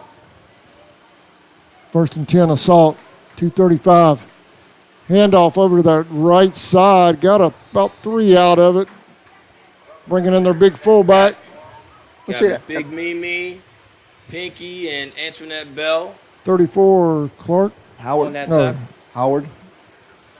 34 is Howard. So, that wasn't a bad play. Howard. Underneath, gain about 3 yards. Okay, so now you're, one more of those and you're in a third and manageable, as opposed to now the key is you just got to make sure that you stay mentally in the game and mentally on this drive right now. What are we at? At minute and 57 seconds left before the halftime. Put something together. Get a first down. Have something to talk about in the halftime. And I know one thing. If you do manage to gain some yards on this next play, you better start putting your hurry up in. 2nd down and 8. Handoff back to the left side this time, up the middle. May have gotten back to the line of scrimmage. I think the assault right here are just trying to get out of the first half. You throw that thing deep one time, and you don't have anything to lose at this point. The Throw it back and launch it. The Prodigy up front are too smart to get beat twice at the same play. Right, That was a little misdirection the opposite way, but that front line for the defense is, as good as any front line in women's football, I would suggest, and it's something you got to mix it up a little bit.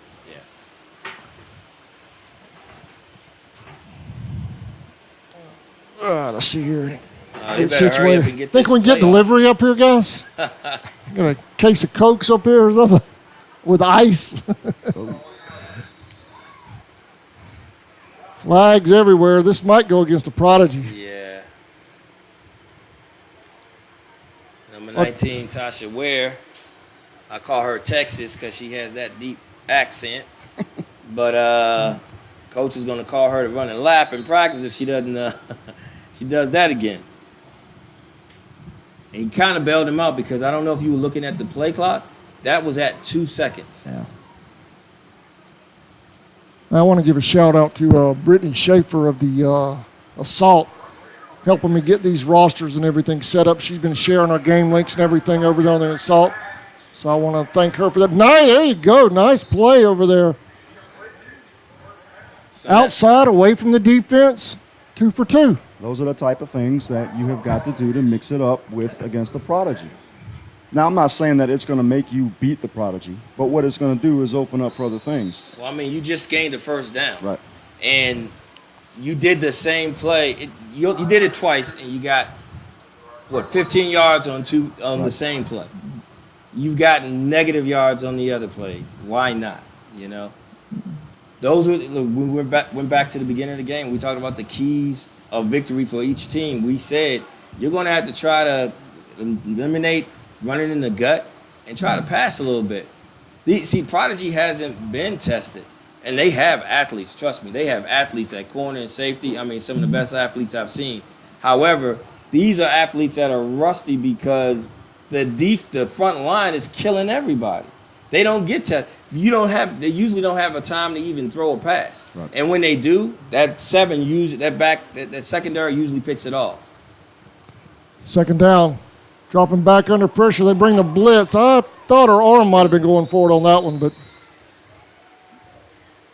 the Assault fall on it with... That was an incomplete pass, was it not? Or that'll do it for the first half. yeah. I believe that they were calling it a fumble. Oh well. It looked like her arm went forward, but she hadn't released the ball.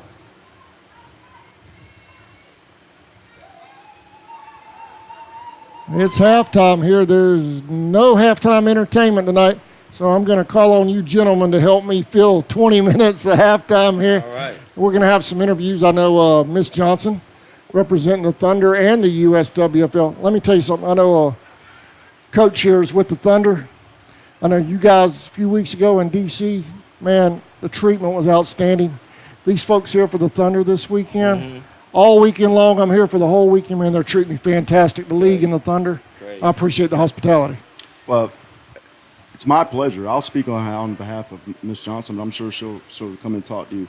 But listen, There she is. She's right behind me. She's See, you sneak up on a deaf man. What is this, man? But listen, I just want to say that the way that they're running the league right now is exactly how. Am I getting feedback? A little bit, but it's okay. Okay, how's that? I can't be more proud of the way that they have kind of transcended this league and where it was just a couple of years ago. They were looking for an owner. Dave and Jen Johnson stepped up, bought the league. And I know we as a team get a lot of flack because we have the owner of the league. But I really want to say this, and I mean this from the bottom of my heart. There is no team that is in this league that is from the owner standpoint that is under more of a microscope and managed to not be privileged, so to speak, as the Thunder. Yeah. And we get that quite a bit. But they do such a fine job of making sure that we are held sure to you a do. higher standard, and it's nothing is given to us. And you know, I just want to, I don't know how anybody else from the outside, but it just seems the perception from that we've gotten from a lot of other teams. That is the perception. But I'll turn it over to Miss Jennifer. Miss Johnson, step on up. I've got the internal mics on, so everybody can hear you. You guys, I can't hear. Are y'all getting an echo? It's the fan. It's the fan. Go ahead. Come on up, Miss Johnson. How you doing? They can hear you at home. Co-owner, tell me if I mess anything up now. Co-owner of the USWFL, and you're also a player coach for the Thunder, correct? Yes. Do you have anything on your list to do? Co-owner of the Thunder as well. We'll add that on there. All right. Congratulations on the national title. Thank you. Now, you know I'm deaf, so one of the things I've told both these gentlemen, if you say something to me, don't leave me in an open-ended, expecting, because I might not understand exactly what you said. Gotcha. So, let's don't do that, because then I'll look like an idiot, which isn't hard for me, which isn't hard for me to look like anyway. No, But listen, first off, I didn't know you were right behind me. I want to thank you for the hospitality this weekend. I've had a blast all day long, and I'm very excited about tomorrow with the All-Star game. Great. We appreciate you coming. We've enjoyed it, and I think our fans out there have enjoyed it as well. It's been a great time, and the food, the sandwiches, the sweet tea. Oh man, southern hospitality here. Your ball game this morning against the Gators, you dethroned the reigning Our Woman champions. That has to feel pretty good. Feels awesome. They dethroned us last year, so they have a payback coming. I know Coach Johnson was pretty happy down there. Yes. You got the Gatorade treatment. Yeah, they left a sour taste in our mouth last year, so we come back this year with a mission to prove, title need to come back home. This is the first time in the history of the league that the Iron Woman champions has went through the entire season undefeated. So that's pretty special itself. And I brought a couple players up here. Yeah, they can step on up too. They can hear if you come on up here and introduce your players. Lydia plays running back. I'll let Coach her Mel, talk. you're fine, but if you need a break or whatever, you're fine. Go ahead and introduce yourself. My name is Lydia Qualls. I'm a running back for the Thunder, number 22. And this is my first season playing with them. I played 2 years with the Linemen. And this is just a good experience for me this year. Coming in, like she said, undefeated through the whole season, came in. We came in for a mission to win the national title, and we did it. And congratulations. It's got to feel pretty good. I saw y'all down there. I tried to stay with y'all for post game, which is a little hard for me up here being down there. But I got the trophy. Y'all were passing around the trophy ceremony there, passing it around, handing it out. Got coach with the Gatorade. Felt pretty good, huh? Yes, he needed it. He looked like he was out there harsh. All right. Well, congratulations on that. We've got another player back here. Step on up here and introduce yourself. Hi, I'm Jaron Pocket, number 29. I am a safety, and this is my first year playing women's football altogether, not just for the Thunder. Oh, all right. So that's not bad. First time out holding the national championship trophy. This was something that I did not expect when I walked into my first practice. And coming from an individual athlete, individual sports, pretty much my entire life, to be a part of a team and to not just be standing on the podium by myself holding a medal, to be all of us out there center field hoisting this baby up. That's pretty cool. That's something wonderful.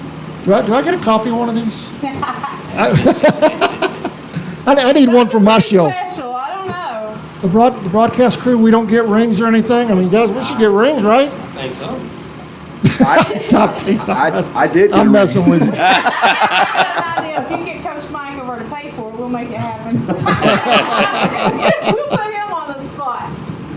Oh, Congratulations, first season out. That's not a bad deal. They're holding that national championship trophy. What are the plans for the future of the league and the going forward? I know I had Coach Johnson on the air a couple of times with me last year, talk about future expansion. He wanted to go out west a little bit more. Y'all did that with the Assault, I believe. This is the first year, right? With the Assault going a little bit west, or no? Am I mistaken on that? Okay, Yeah. my fault. This is the Assault came from the WFA last year. So obviously our goal this year is just to bring in quality teams. I got you. Our number one goal is obviously no forfeits every year. That's difficult sometimes. We're going to up the screening process this year because we did have a few forfeits, but we're going to bring in, we got some incentives set up. Of course, we're waiting to everybody have their championship before we put the word out there because that's only business like. But we got some incentives to bring some teams over here this year. We want to see it grow. We want to see it be more competitive on every level. So we're headed in the right direction. It's a work in progress.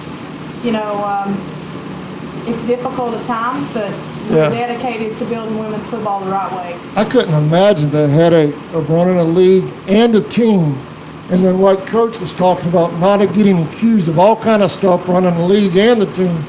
So you really do. I mean, Coach Bell, I know you have to set yourself up a little bit higher. It's difficult at times, but days like today, when you see everything that you put into plan, into action, back at the beginning of March when we had our very first game of the season, to now to see it all come together. Yeah, it's awesome. It makes it feel pretty good. Yes. How about this backdrop? I've got let me flip it over real quick. Is that not a beautiful backdrop for a national championship game or what? There's nothing more beautiful than those Smoky Mountains. I know, and you've kept me up here. I haven't been able to go sightseeing all day. I mean, I've been looking at that mountain all day long. Yeah, you need to go in and check that out. It's beautiful. What do you? If I'm a team interested in joining a league, is there contact information? Who do I contact if I'm interested in joining or wanting to talk about joining the USWFL? All of our information's on our website, uswfl.net. Contact us through our Facebook. Like, we're on all active social media. Of course, our website's up to date, fresh material. Or, you can jump on Facebook, call me direct. Like, all of our information's everywhere out there. We're not hard to find. So I know I love the league. You know my history. I webcast for other leagues. I'm kind of a freelancer, but I really love the league. I love the atmosphere here. It's professional but comfortable. If I'm coming across right, I don't know if you understand exactly what I'm. We're not a suit and tie kind of person in everyday life. Yeah. And we're a hands-on owner. And when I say hands-on owner, that means our phones are on 24/7. If anybody's ever been anywhere with us, they know it's non-stop. It's something all the time. And if we miss your call or message because we do work normal jobs, like a broadcaster on a Saturday morning at 7:30. Hey, I'm here. But hey, that's sometimes you gotta hit that silent button for a few hours. That's what happened. Hey, I responded to you. I'm messing with you. You gotta get a little peace and family time every now and then. But for the most part, there's nobody that can say that they've tried to reach out to us and can't get us or hasn't received a phone call, email, text, something back. Because we're big on communication. We're big on staying on top of things like that. So fantastic. From a player's point of view, with the Thunder, national title now, I hear it, and I hear it from the Prodigy. I hear it from the Pumas. I webcast for the Pumas. You guys know that. There's really not an off season in football. I mean, tomorrow you're already thinking about next March. I mean, it never stops. I mean, you get to celebrate that tonight a little bit, and then tomorrow it's okay. What have we got to do next year? Right. Well, see, we've already been invited back to play in Nissan Stadium in November. So we've got to get. I said I was retiring, but every one of these ladies like, no, you're not. No, you're not. So we're gonna see about that. But these ladies keep me young. But we really ain't gonna have much of an off season. Coach is going to Alaska on a mission trip with our church in August, and as soon as that's over, and as soon as he gets back to the grind. Back so at it. We're gonna get a few weeks break, but other than that, we're right back after that because November the 10th we're going back to Nissan Stadium to play. first women's team. The Thunder is the first women's team ever to play in Titan Stadium. So we were honored by that feat, and they were so pleased with the way things went. We've been invited. We're really excited this year because the Chiefs are playing, and we got a lot of girls on our team that are Patrick Mahomes fans. So we're excited for that opportunity. That's awesome.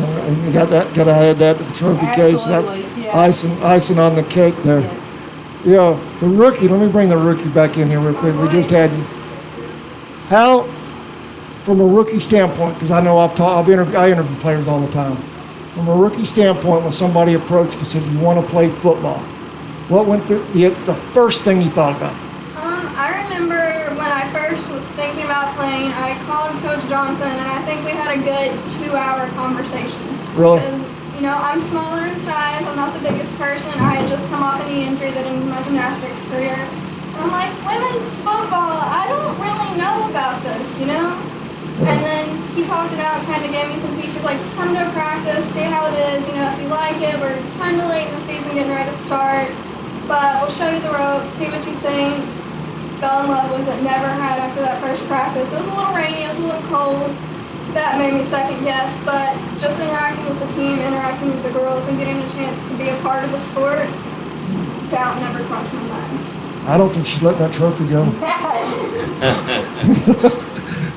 Y'all might have a hard time. Go ahead, Coach. I'm sorry. I just wanted to ask Lydia a question. Go ahead. Come on back up here. Listen, a couple of weeks ago we played the Gators, same place. What was different today running the football than the first time we played them this year? We added in some new formations or whatever, so I think that, they thought that they had us by, our run game and our passing game, but we brought in a new formation and caught them off guard. So I think that was the difference from last game to this game. What was going through your mind as you were going down there the fourth quarter, and you got, I don't know, we were down to 30 seconds, and that was the last play of the game. What were the emotions going through? National champions, baby. So, I guess we did it. We set out as a goal, and like you said at the beginning of the season, took it one game at a time. We didn't think far off, like, oh, we gotta do this, do it. It was literally week by week by week, and we defeated them. You hear that cliche so much, and it's legit how it was this season. Coach Dave explained it to us as a ladder, and every week we want to take that next step up that ladder. So that's truly how the season was. I mean, just the next opponent, the next game up,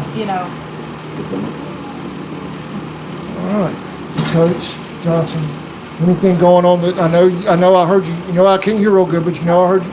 You said something about your Facebook page, USWFL, and the Thunder. So if folks if new rookie players want to come in and be a part of the team, or a new team wants to come in, they can contact you through your Facebook pages, correct? Yes, or our websites. Or your website. Yes. Go ahead and give that out as well. Our website for our team is TriCityThunder.com. Cities or cities? Tri-Cities, TRICITIES, Thunder.com is our team website. Our league website is USWFL.net. .net, okay. .net. That's a little tricky because there's not a .com.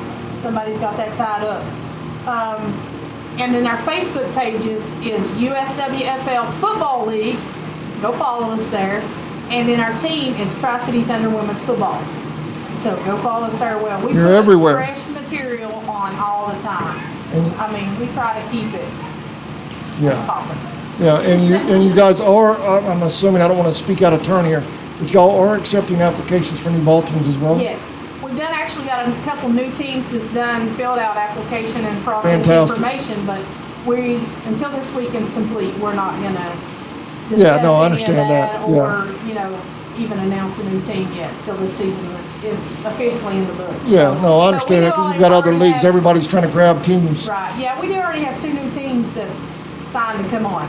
So we're looking to make this 2020 season a better than 2019 season. So, and the same goes for the league as goes for the Thunder. We're a big family, and I think everybody feels the family vibe, the family love. Like Lydia, for example, her family, her kids, and you know. Yeah. It's a family sport. It is. It is. They're always on the sideline. They're always at practice, and we love it. I mean, it's just, you can be you, and you can bring your family, your partners, whatever, and we're about family. That's one thing I've heard more being around women's football, especially with the Pumas, because I'm on their page all the time, is the bonding with women's football. You don't hear that word a lot in men's football. Right. You don't hear it. I think But on the female side, it's constant. Yeah, I think that's so different because men grow up taking football for advantage. That being said, what I mean by that is they can go out here and play pee-wee football any day of the week from whatever, pee-wee up through, and they take it for granted sometimes. When women, we don't have that opportunity. Yeah. So when we get that opportunity, we are all fighting for each other. So just because we're playing another team, when that game's over, it's a sisterhood because ultimately we're all fighting for women's football. So that creates a special bond all together. And I think the male side of that misses that sometimes because they don't have to fight for that right. Let me tell you something. Both these gentlemen have told me at different times separately. Me and Coach Bell had this conversation last time we met, and me and Coach Wallace had it right out here in the parking lot. The women's game, without offending the men, is coachable. You know what I mean? Y'all both have said that. They're more coachable because the guys, like you said, we've been playing football since we were 5, so we already think we know what to do. Right. The ladies come in here and the coaches can mold them. Y'all can mold them how y'all want them to play. Right. You know, and that makes a big difference. I know they're both smiling. They both know exactly what I'm talking about. I think it's an advantage to one point, but it makes them work harder on a second. You know, I've worked with the offensive line this season, and that's truly one of our biggest struggles is taking that product that don't even know what a first down is to seeing that person become a champion today. That's what it's all about to me as a player and a coach and an owner is seeing that. Seeing Jurian come in here, never even seeing women's football today. When she came in really weird. Several months ago, and now she's a champion. I don't mean to sound sexist in a very liberal format, but it is so weird to hear, and I don't mean this wrong, don't take me wrong, but it's so weird to hear a woman talk about coverages in a conversation away from a football field. Talking about defensive coverages and schemes. It's just, you don't hear it. Right. But now you do. You hear, when I'm around these ladies all the time, you hear that stuff. Right. Yeah. And it's, that's something you don't hear outside. Am I right? Yeah, you're absolutely right. Yeah. Like, I agree. And it's hard to find women's football players that has that much knowledge that has not been around the game forever. So unless you've been around the game for a very long time, these rookies coming in here, it's difficult. Yeah. It's difficult to try to explain to them, hey, they're playing her safety over the top. They're like, what? What is that? Yeah.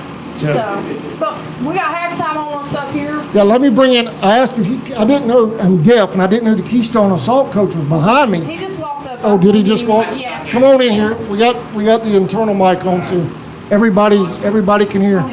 Coach, thank you. Thank you. Thank you. Good to see y'all. Great job. And I'll catch you after the game. Absolutely. I'll catch you after the game. Congratulations, ladies. Thank you. Coach Green? Yeah, well, general manager, owner. I'm not the coach. They are. Okay. It's good to meet you. I appreciate you stepping up. I know you're busy. You're in the middle of a championship game. You got to run down there. It's all good. But the assault, what's going on with the assault? We gotta do some adjusting here in the second half. We're struggling. There's no doubt about that. And, I'm not going to take anything away from Prodigy. Prodigy's a good team. They've shown that all year long. I don't know. I wish I had some answers for you. Yeah. Well, I don't feel like the Lone Ranger on that. I think every team that has played the Prodigy has been looking for answers. Yeah. I mean, don't beat yourself up too hard. I know we were talking about during the game, we're as broadcasters, we're probably a little guilty of Monday morning quarterbacking up here while the game's going on. But as far as that goes, do you think maybe something to the maybe it's outside misdirection or something? Because obviously the strength of the Prodigy is in the middle of that defense. Yeah, it absolutely is. I think the biggest thing is with I mean, let me go back a little bit. We started this season with 37 players. Yeah. As you see, I have 18. Yeah. I lost a lot of players to injury. And, you know, losing my head coach 2 days before the championship game didn't help. Yeah, and your quarterback, too. I understand your quarterback's injured, too. So, I mean, that's a lot. That's a lot. We lost her after our when we played the Gators, and we were hoping she was going to be able to come back, and she was resting. But a week before, I think it was about a week and a half ago, she re-injured it again and wasn't able to make it. So we had to sort of prime the two that we have in there now to step up and try to do what they can. I know you got to be pulling your hair out. Your quarterback's out. Your coach is out. They hand the reins to you and say, "Here you go." 2 days before championship game. Yeah, do something with it. I mean, you know, I got to give it to the girls right now. I mean, none of them's complaining or. You know, they're not wanting to quit. They want to keep, you know, they know that this is in the biggest game. Some of them they'll probably never play after this day. So they're going to make the best of it as much as they can. Coach, that's a tall task for any team. I mean, if you took away Prodigy's head coach 2 days before the game and their starting quarterback, they'd struggle as well. So that's not really having an excuse for the game. That's reality. I mean, you took your coach. Your head coach and your coach on the field, which is the quarterback, are no longer there to lead the players. Right. That's a tremendous task for any team to overcome. Yeah, I'm not making an excuse. I've always been a firm believer that I think all players should be able to adapt to any position on the field. I don't, you know, when we started the season with that many players, we had high hopes to have only an offense, only a defense, only special teams players. And it started out that way, but then it just gradually got worse and we started losing players, you know, and as you see, I got players playing both sides of the ball right now. And that, you know, and then when this stuff happens. That's going to be returned for a touchdown. I don't see any flags on the play. That's Tasha Mack on a quarterback sack and fumble. And I believe that is, can you see the number that scored that? I believe that is Tanoy. That's her second time in the end zone. This one counts, though. What was the message? Look, you know what? Gentlemen, I didn't mean to interrupt you. I'm impressed with you. Why is that? You're in a championship game. You're a head coach, right? No, I'm not the head coach. Acting head coach? I'm not even acting head coach. You're not even acting. He is over there. Okay. Defensive coordinator. But I'm still very impressed with teams down there on the field. You're up here. And I want to thank you for doing that. I mean, well, I want to let them do their thing. They don't really need me back down there. I try to motivate them as much as possible. I got you. When I am down there, and I sort of try to be a game manager while I'm on the sidelines for them. Try to, you know, hype them up, boost them up a little bit as much as I can. Well, I sure appreciate you. That's the first missed one of the night, other than the block. Y'all had a big block earlier. Salt did. That extra point is no good. You know, we were talking before the game started during the game, about how long of layoff you had. You had 3 weeks. What was the message coming into the last 3 or 4 days once you found out? What was the message to the team about coming in here playing today? The biggest message to them was to play our game, play our style of football. We can't look, and again, anything I say about the Prodigy is no disrespect towards them. They're a good team. But not to keep it in their heads that, you know, we played them 3 times this year. We've lost all 3 times. Most definitely when we scored against them, that was a big deal for us. You know, you guys haven't been scored on in 3 years. And that boosted a little bit of morale going into our final game, but, you know, we went into the final game with no starting quarterback. And that's why when I watched you guys' podcast. And that was 2 days before the game y'all lost the quarter. I did not know that night. And that happened, when that happened, it was a struggle. So the best thing you can possibly do with them is just to tell them to go out and do their best, give 110%, and we'll see what happens. What is something you'd like to see different with this, or done, if anything, with the USWFL that in your eyes should be done better or differently, or something that you think can help the league? To help the league compete with the other leagues? I'll be honest, that's a tall task at this point. I like, when the USWFL took over, it was a tall task for them to be able to compete with the WFA, and at that time there was no WNFC. I think what the WFA is doing for women's football in general is a great thing. There are some things that I think they need to change. But as far as the USWFL, I think they're starting on the right foot. I would like to see more teams come in, and if there's some way that they can somehow sweeten the pot for that, the new teams coming in. I know I don't know what that would entail. It's hard to figure that out. Do you think expanding? I mean, the WFA has, 100 plus we have teams. 67 teams. That's a lot of teams. It is a lot of teams, and and I know. Again, I'm not going to bash them. I was never a big fan of their massive. Yeah, I don't want to bash any league. Yeah, I will not bash any league. I think, like I said, all the leagues right now are doing great wonders for the women's football and trying to get notoriety. And another fumble. And a possible turnover. I think the assault fell on it. They did. I hope so. I don't mean to put you on the spot up here. I mean, it's a huge game. It's all good. It's not often you get a coach in a booth that's in a game, that's literally in the game right now. Right. I'm not even sure the legalities of this. I could see me asking a head coach back home, "Hey, coach, can you come up to the booth during the game?"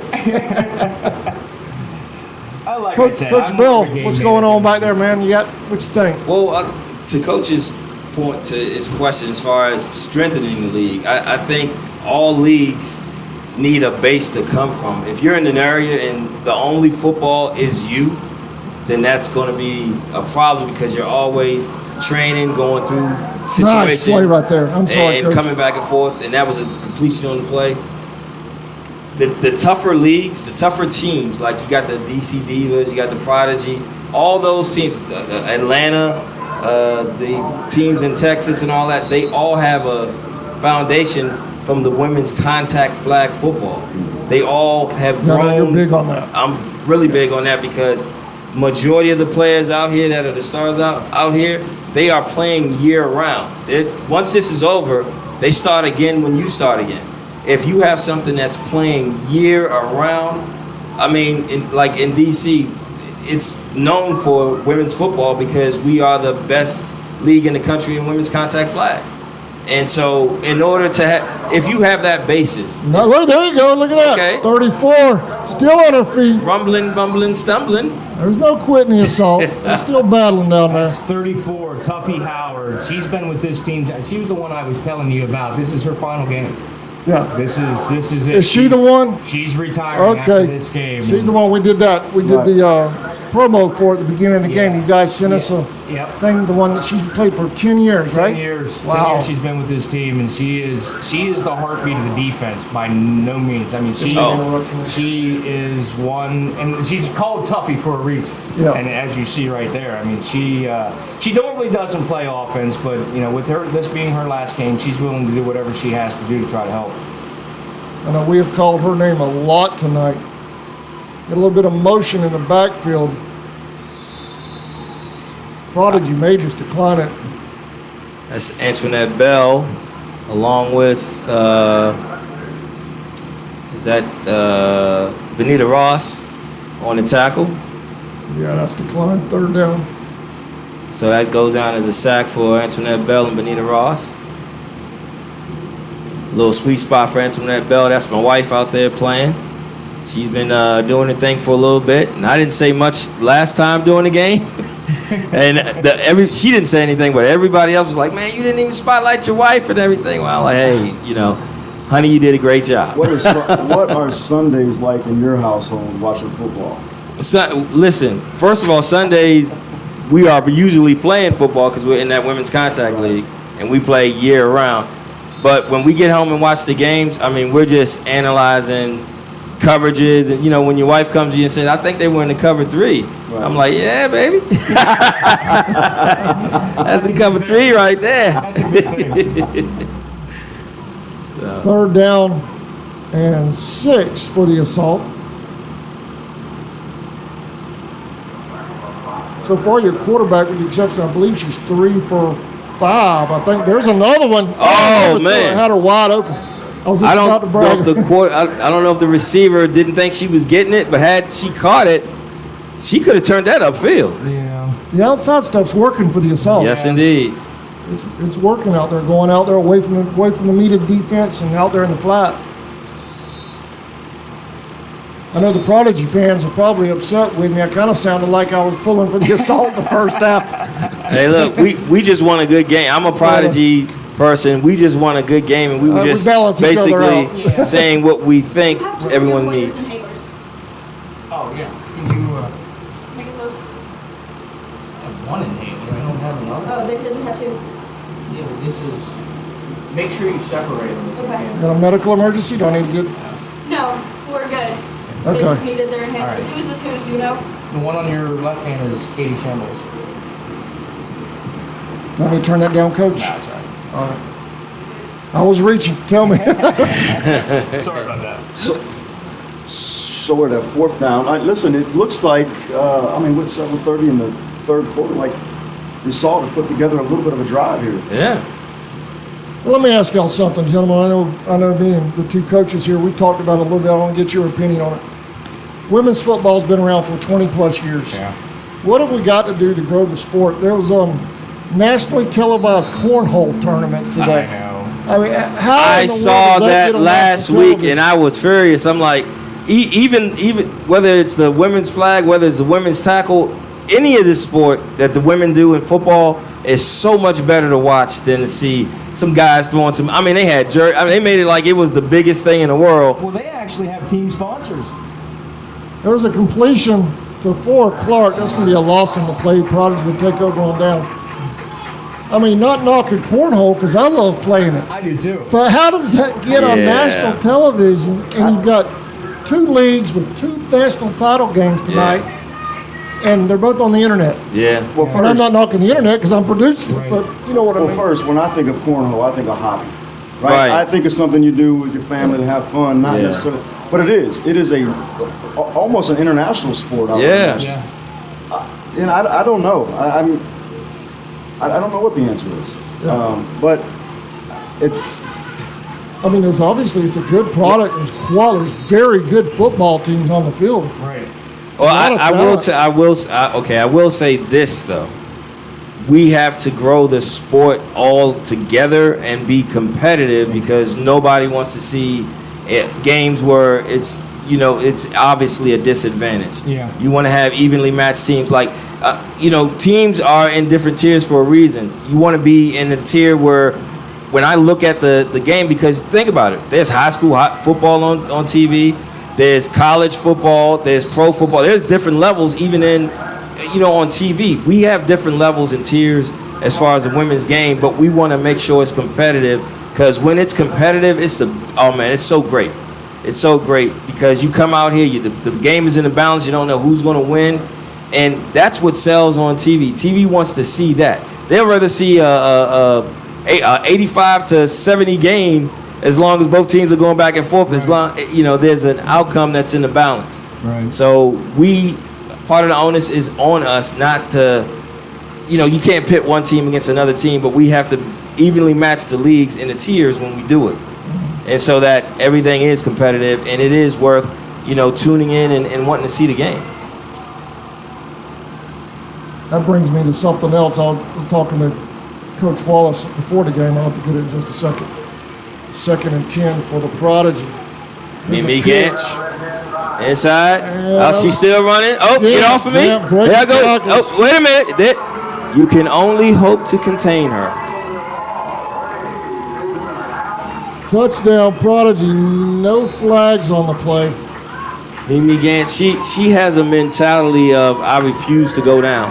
You could tell that was a run, yeah. I mean, there were 3 or 4 times where she should have been tackled, and they had her in the sights and everything, but she does not give up. She is an awesome player.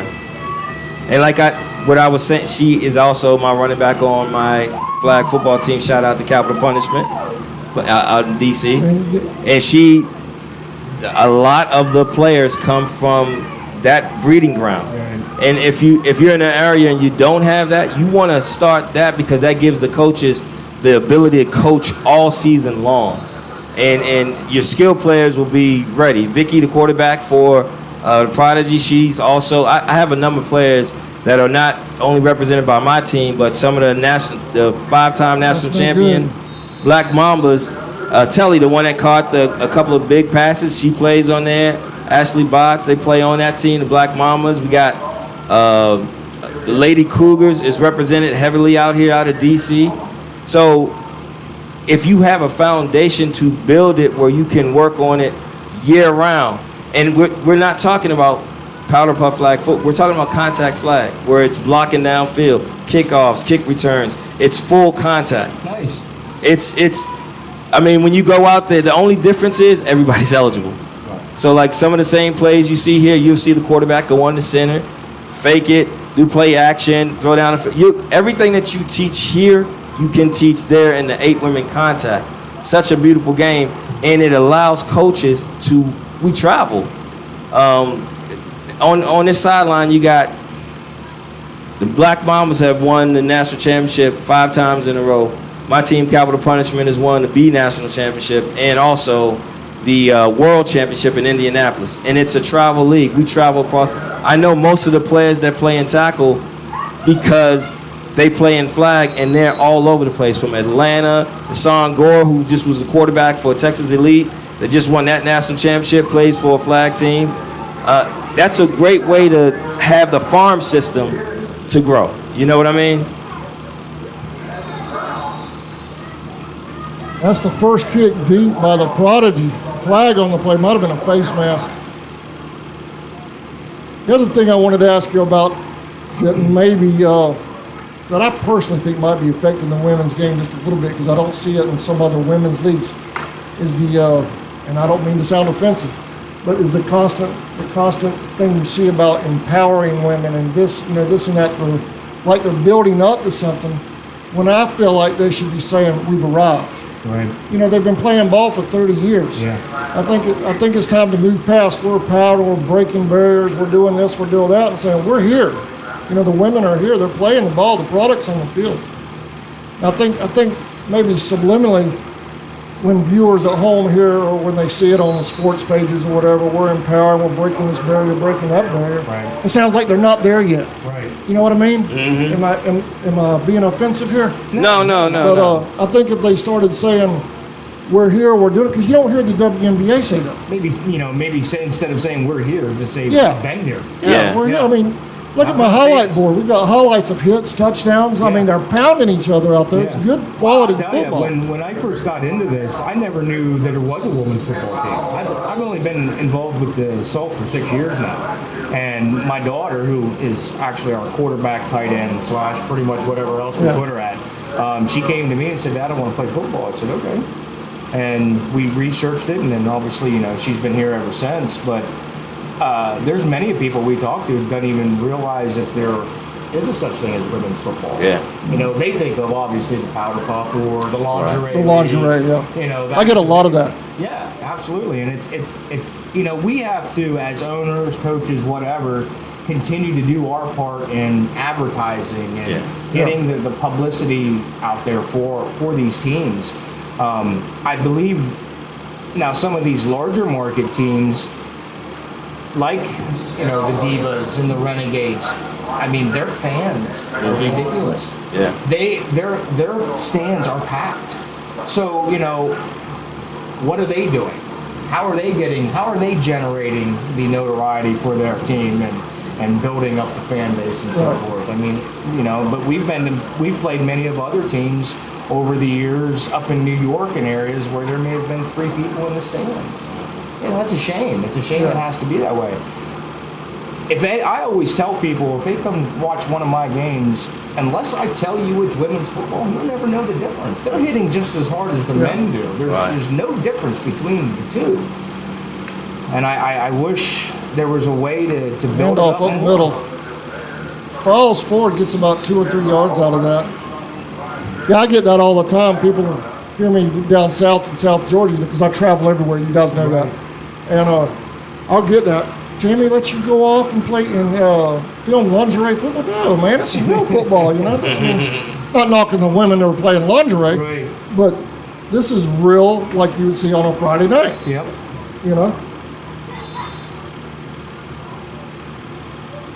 That's why I think the little hashtags and all, I think need to go past the point of we're trying to do this, we're trying to do that, till we're actually doing it. Right. That's just me. I'm sure my email is going to be full tonight.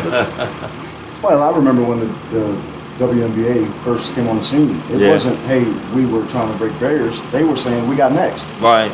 Yeah. We have next. And, that once that league hit, it's been going strong. And you know what, Coach? You might have just came up with the caption for women's football in every league. Maybe that should be the hashtag. We got next.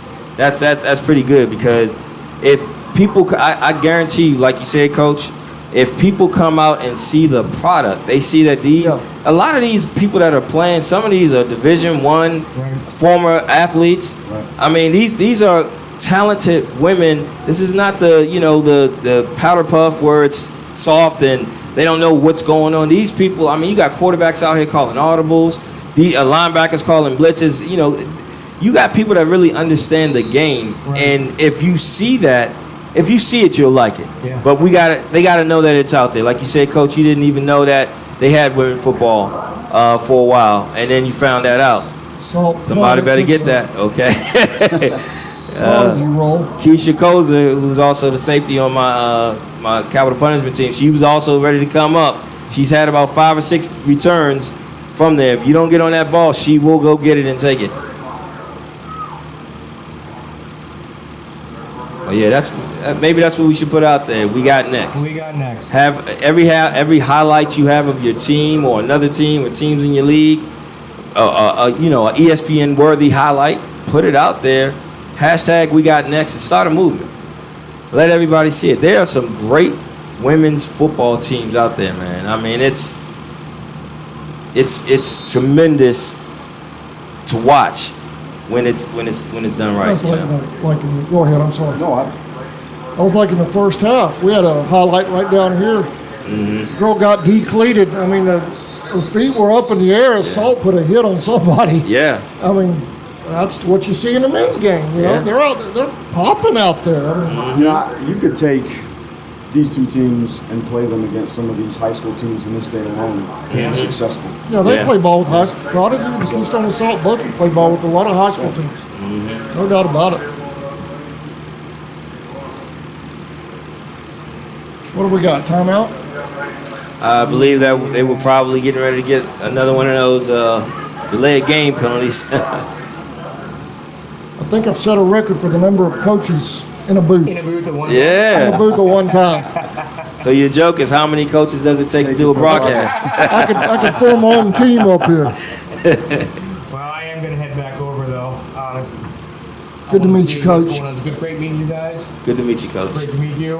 Congratulations. Good luck in the future. Hey, tell your injured players, our thoughts and prayers are with them. I appreciate that. Hope to see them next year. I really do. Yeah, we're gonna, after this game, we'll sit down, see who wants to come back, and just basically start over like we always do, and see what we can develop over the winter months, and hopefully come back bigger and stronger. Hey, if we get an opportunity more during the All-Star game, come on up. All right. Starting Monday, everybody's 0-0. That's right. Yeah, you're right. That's right. You're right. It's a new season. There's only one champion, and there's Tierra McCormick.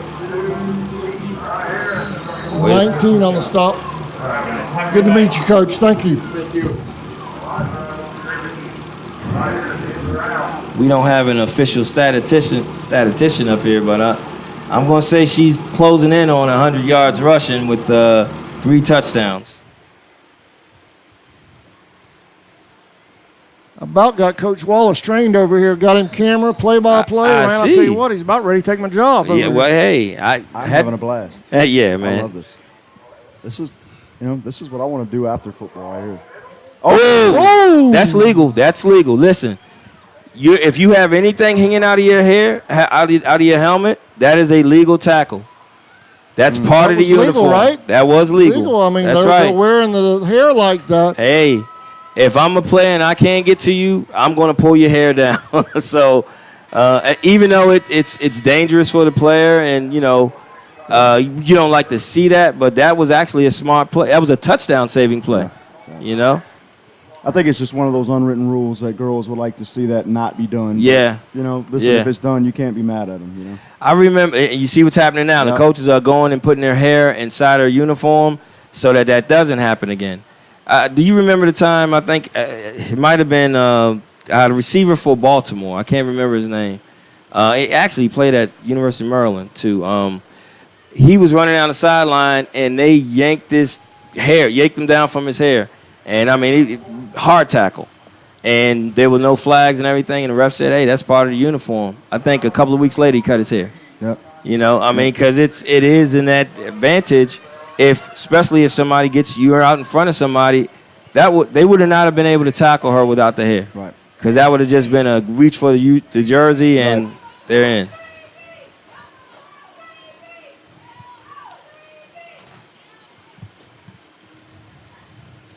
Couple of rowdy Prodigy fans down there with signs, and we're in the fourth quarter now, gentlemen. Just to let y'all know, change of quarters.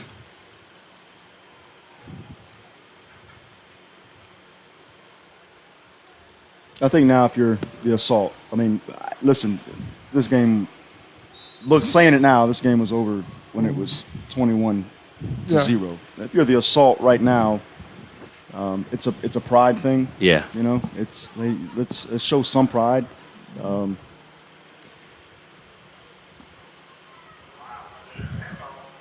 Nice job. Look at her. Is that number 34? That's what Keystone saw the coach. I can't remember his name. Yeah. What was his name, gentlemen? Because y'all know I couldn't hear him. Glenn, the guy here, or Mike, the from Keystone coach that was just here. Yes, Glenn. Okay. Oh, okay, that should be easy for me to remember. My name's Glenn. With the headset on, I mean, I can barely hear y'all to begin with when I, with my hearing aid. But with the headset on, I couldn't hear him when he said his name, so I didn't want to get it wrong. But that's what he was talking about a while ago. Those ladies they're still hitting down there. I mean, they haven't quit. They're down 39-0. They're still battling. Right. All right, guys, I'm going to put y'all on the spot like I haven't already tonight. Tomorrow's All-Star game, I believe it's the Southeast versus the North. South versus North, right? Who's going to win this thing tomorrow? All-Star game. Should be more competitive. I would say that. I don't know. I don't know the teams, to be honest with you. What teams are consistent of the North and the South? So you got Prodigy, and who's else with Prodigy? Is that DMV, and what other teams are playing with them? I'm gonna give you that deer in the headlight look. Okay. I have no idea. I know I have the rosters. I have the rosters on my phone. I know the past two All-Star games have been very competitive. Yeah. So I wouldn't expect anything less. Yeah. I've never been to y'all's All-Star game. I left last year after I did the championship game. So does the All-Star game for the USWFL, is it a full format, like a normal game? Or do you do it like other leagues? We took it's just like it. Well, I don't think there's a kickoff. What's that? I don't think that we didn't kick off last year. I don't believe. But it's a regulation game otherwise? It's a regulation, yeah. Yeah, and I think is it no blitzing or? Yeah, there was no blitzing. No blitzing. So they modified a little bit, but it's a hard hitting. So it's a hard hitting competitive football game, because I know some other leagues they do it a little different, it's a little bit laid back, might not be quite as entertaining. But a full football game should be entertaining for the viewers tomorrow. Definitely. It will be a running clock tomorrow, though. That is, I do know that the clock is going to run continuous. It starts at noon, so you're probably talking 2 o'clock. Should be done maybe 1:30 or so. Yeah. So dropping back to pass under pressure. You got a receiver deep in the end zone. Looking for a block. She's going to run it. Forced out of bounds. Nice job by the Assault defense to keep her out of the end zone. She did not. Well, she had pressure on her. But she had a receiver from the backside just running free in the end zone.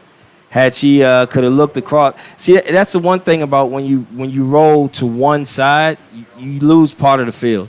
Yeah. And if you roll and you can square up and you can see the field, she would have been able to. She could have punted that into the end zone, and that would have been a touchdown.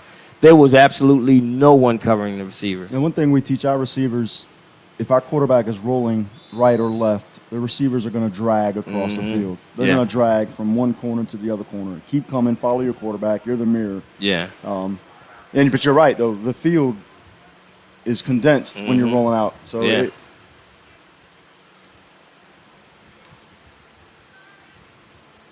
We got a timeout?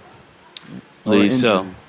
I think it's a timeout for Prodigy. Offensive timeout? Yes. That's their second.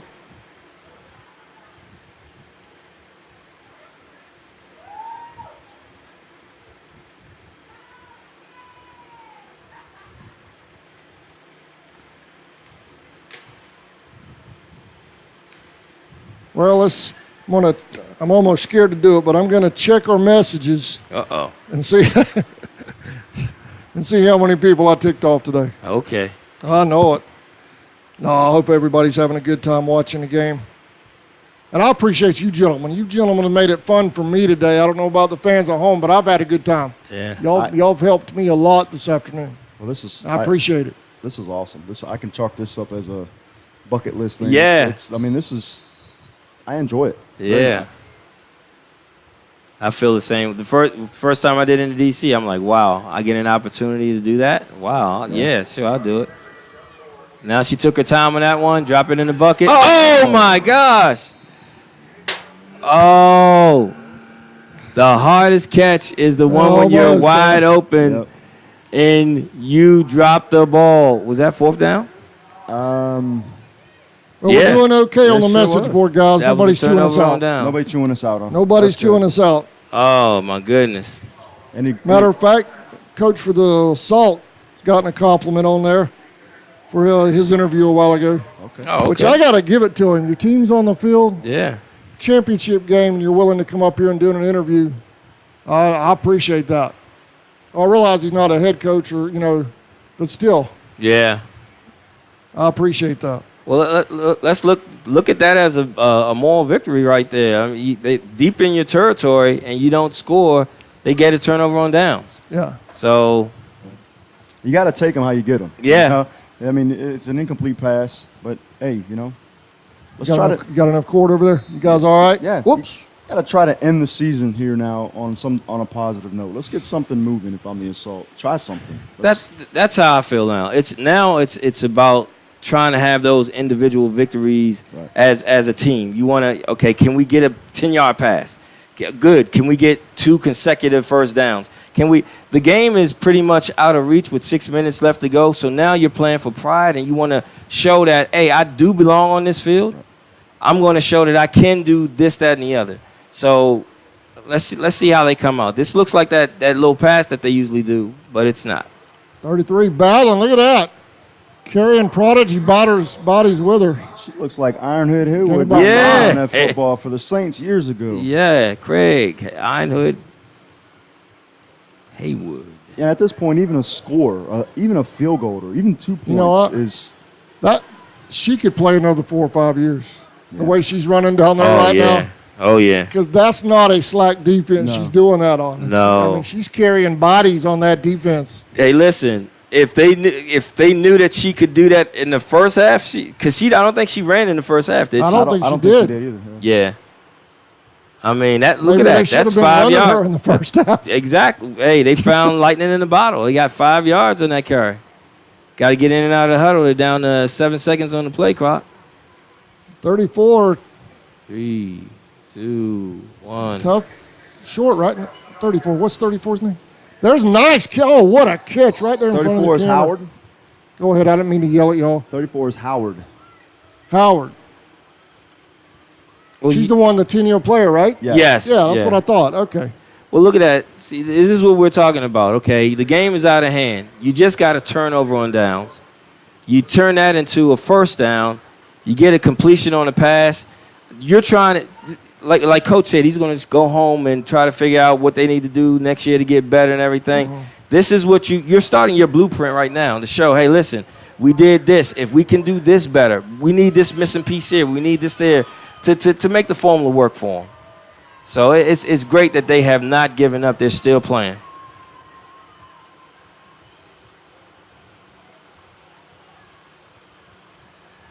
Quarterback dropping back. Oh, ooh, boy, they dodged the bullet right there. Oh, yes, indeed. Man, that might have been ugly. Yeah, that was she broke on that ball. Lanier Charity.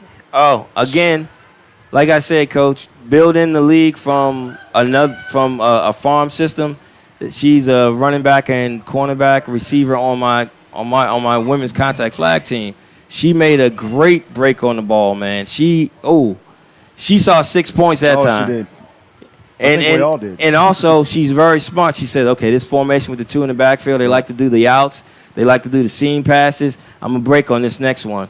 However, that out, I still think is available. The way they're lining up, I believe that out is available if she goes to it. There's a snap, dropping back. Yeah, just like we said, it's available. That's complete out there in the flat. Gain of about 4, maybe 5, depending on the spot. Now, Coach, what do you think? At this point, if that out's available, right now, I can't see the number on that. Good catch and everything. Looks like he's a little bit tired. I might put one of my faster receivers out there because a quick out, there's nobody on the outside. You could turn that and go straight up. Oh, yeah. But they're just not – it's not getting there fast enough, and they're not in a position to take it and do anything with it afterwards. Right. You want to get somebody that has the speed that can catch it and take it to the house. Well, I don't think that these outs that they're running here are part of their normal play calling. I think it's something that they've just kind of stumbled onto. Yeah.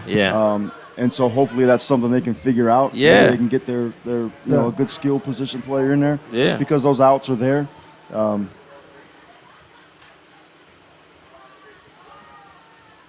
We have another timeout on the field. That's what it looks like. Yeah.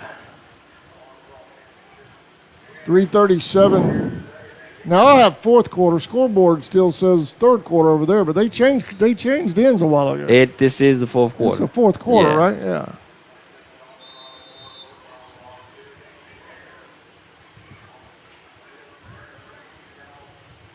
We had the league owner in here a while ago, and I forgot to ask about delivery, gentlemen. So you look at the Prodigy right now, and the clear dominance in the division that they're playing.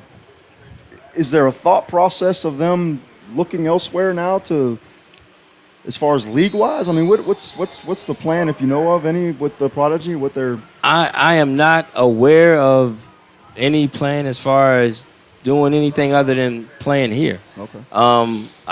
Like I said, when we started earlier, we all want the competition to be worthy of us saying we got next. Right. And if we want people to come and look and you see blowouts from here to here to here to here, they think, in their mind, they're thinking, okay, you got one good team and powder puff teams. And it's not that. It's just you have 19 players, you got 33. It's hot.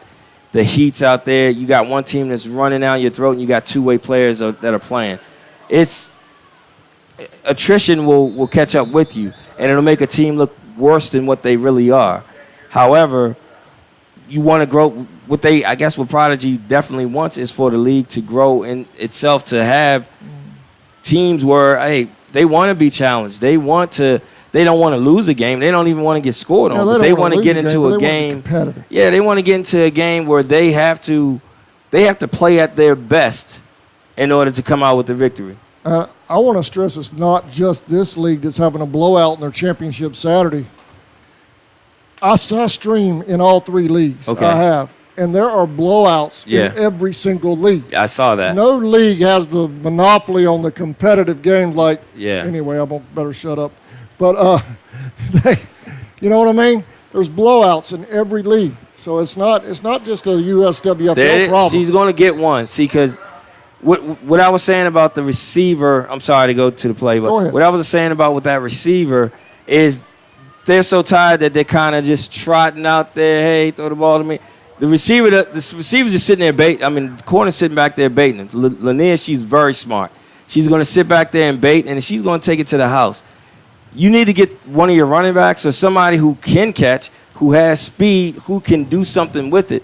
It's no point in because you can complete it every time. Yeah. They're giving it to you. They're saying, okay, we don't think you can do anything with it if you do catch it. You need to put somebody out there that can actually put the threat on them to do something like that. But right now, the receiver, and not to bash the receiver, I know most players are going both ways, and you're tired. But they're kind of like trotting out there on routes, and you're not going to be successful against a smart corner like that. And you're lucky that you didn't take that to the house twice. 1st and 10 Prodigy. 1:05 remaining in the ball game. Meredith Bell in the Handoff up the gut. backfield. That's Chris Lauren in the backfield. Tackle made. Coach, looking from the outside, looking into the Prodigy, they look like a well-organized, well-oiled machine. Mm-hmm.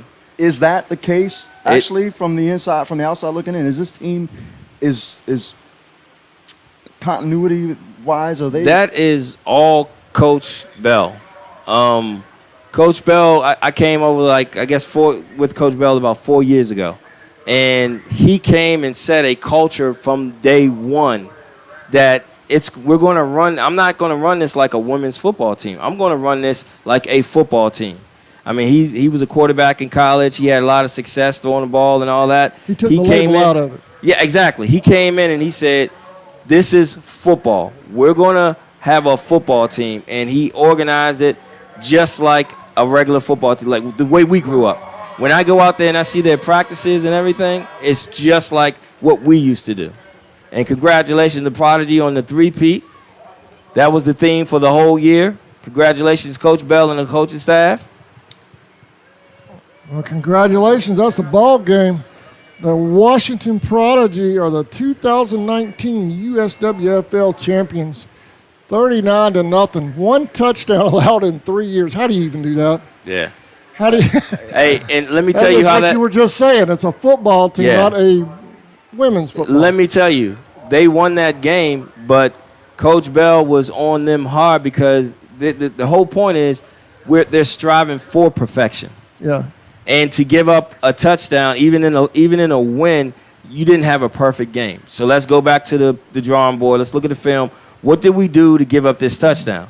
Like most teams would be like, hey, you scored. Okay, fine. But no, that's not the way he looks at it. He's like, look, we tried to go through here giving out donuts all year long, and we didn't.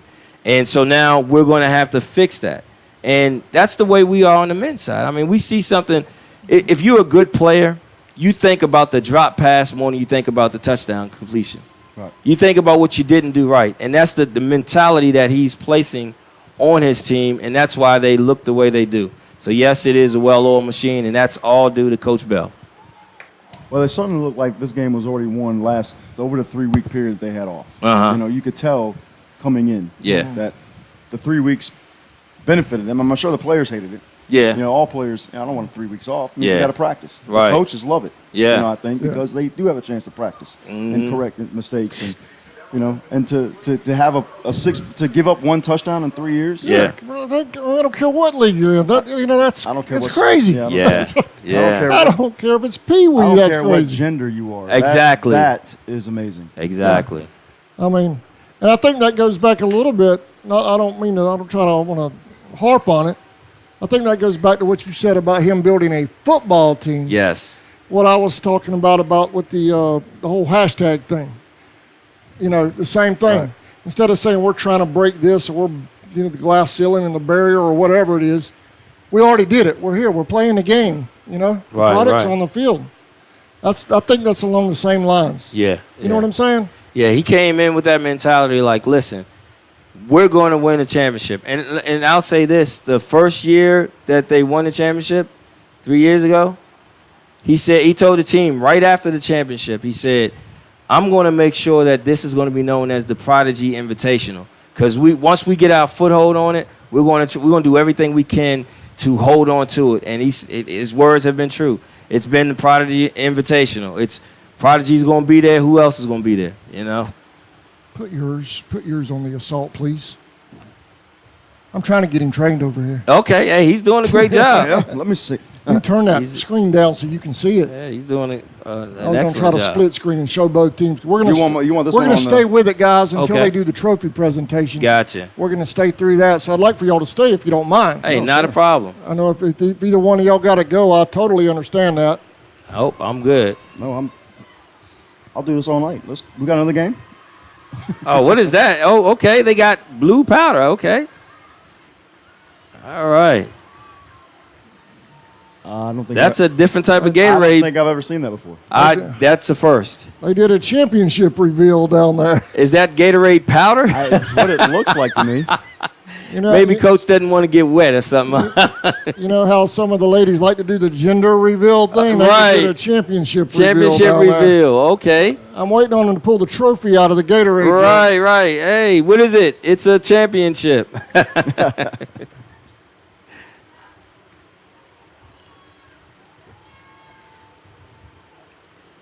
So, and this is the sportsmanship that you like to see, where all the teams get together at the end, and they respect one another because they know what type of grind it takes to even get here.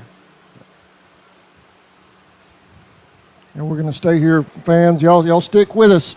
You folks watching at home, we appreciate y'all sticking with us, listening to us jaw all night long. We appreciate that. We had a good time, though. I think we did a good job. Well, I feel good about the webcast tonight. Hey, man, Coach, I can't believe this is your first time, man. I know he acts like a veteran over Yeah. here. Very first time. Oh, I love man. it. I love it. Hey. Anytime you need me, you just let me know. Do it again next year, fellas? Hey. Well, yeah. If Well, Coach Bell said this is the Prodigy Invitational, so just whatever team we're going to play. Maybe it'll be the Thunder next year. Maybe. You know? Who knows? Hopefully we'll have enough play. Maybe we'll have enough players to move up. Can I talk them into holding this game in Jacksonville, though? A 9-hour ride, man. Y'all come to me for once. Yeah. I'm not opposed to going down to Jacksonville. Oh, no, I'm kidding. I love the backdrop. Yeah. I love the scenery, the mountains. That's I was driving here. I mean, it does look like the mountains are smoking. Trophy presentation. Okay. Is that Coach Bell? That's Coach Bell.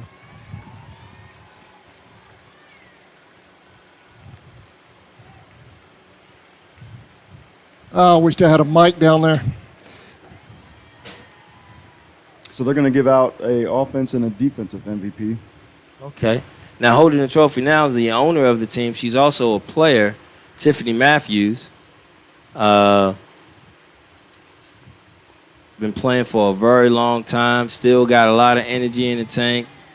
Very tenacious. Go ahead and give us the play-by-play if you can. I know you know your ladies and staff down there. Yeah, so Coach Bell, he's probably giving them, some story about, when he had to walk to school when he didn't have shoes or feet, and 3 miles both ways, 4 miles back home. No, but he's probably talking to him, letting him know, hey, this is the journey. This is what we started with.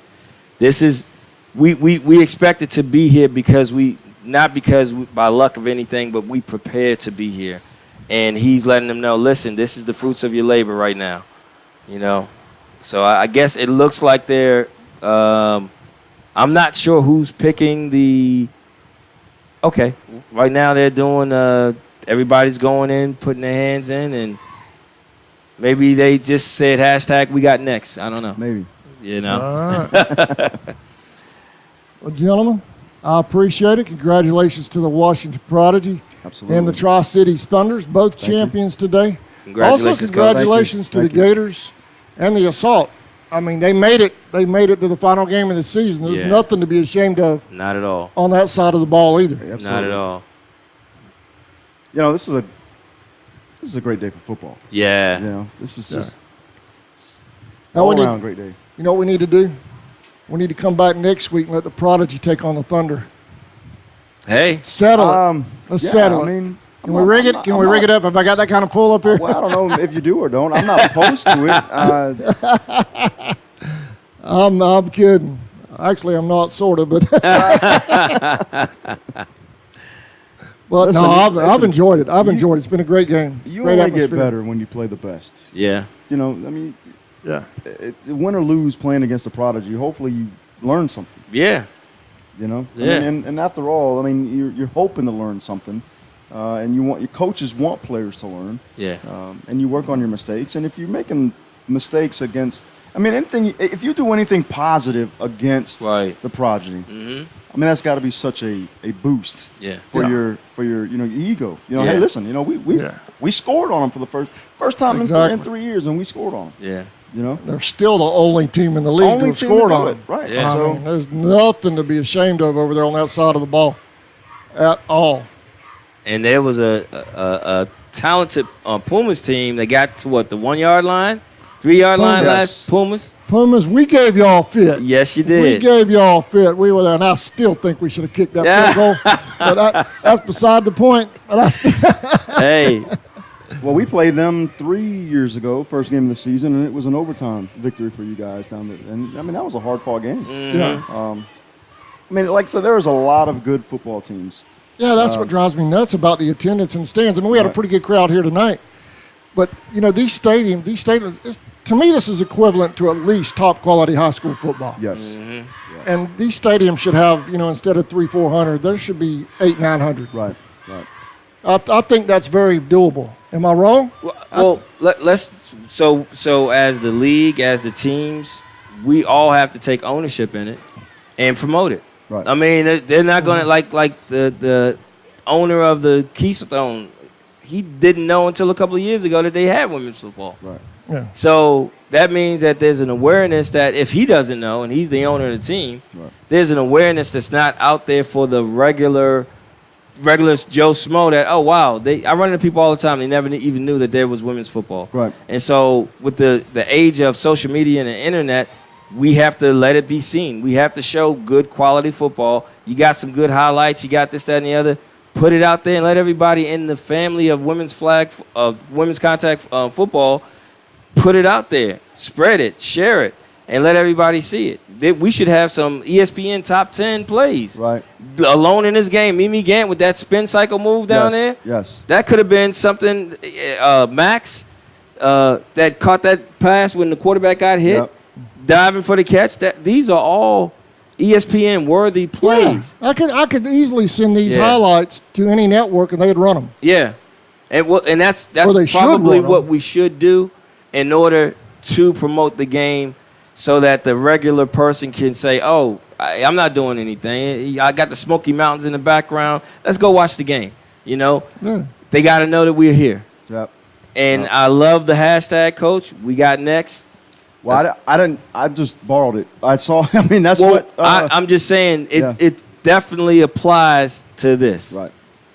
We do have next. So, all right. Closing thoughts, gentlemen. Go ahead, Coach Bell. You go first, and we'll finish up with you, Coach Wallace. Well, Adam, I want to thank you for allowing both of us to get that check off on our bucket list. I mean, this is stuff that you dream about. I appreciate that. You're sitting at home watching football games, and you're saying, "Oh, I would have did this, and I would have did that," and you listen to the commentator, and you don't know what it feels like. So thank you so much. Right. If I never ever have the opportunity again, man, I'm checking this off my bucket list because I appreciate that, man. This that means is a lot. something, as a coach, you'd like to get out here, and we pretty much said what we would do as coaches on the field and everything, and get to look at the game. So just thanks for the opportunity, man. I want to congratulate Prodigy on the three-peat that they just obtained. I want to congratulate my wife. This is her 4th year here and 3 years as a champion. Doing a great job. Antoinette Bell, Tone as they call her, number 24. And just thanks for all the hospitality that you've given me, man. And I appreciate it. All right, man, I appreciate it. Thank you very much. It was good to meet you. Yes. We're going to do it again next year. Yes, indeed. Hopefully the league will bring me back for some stuff. I know I'll be with the Pumas, obviously. But on the off games, anytime either one of your two teams want me up here, let's get together and work it out. Yeah. I'll come up. It's not a problem. That sounds great. It's not a problem. We'll figure it out, get the logistics worked out. Mm-hmm. I'm here if y'all need me. All right. Obviously, if I'm contracted to the Pumas, so obviously, but on our off days, you guys give me a call. I'll be to either stadium. All right. We'll do it. CSN. Coach Wallace, closing thoughts? Well, no, I just want to piggyback off that. Thank you for allowing me to come up with check that off as well. I had a great time. I think that we talk a lot about what we can do to help football. Obviously, I think what you're doing is a huge step in the right direction. I can't thank you enough for doing what you're doing for women's man, football. I love it. Thank you. I probably love it too much.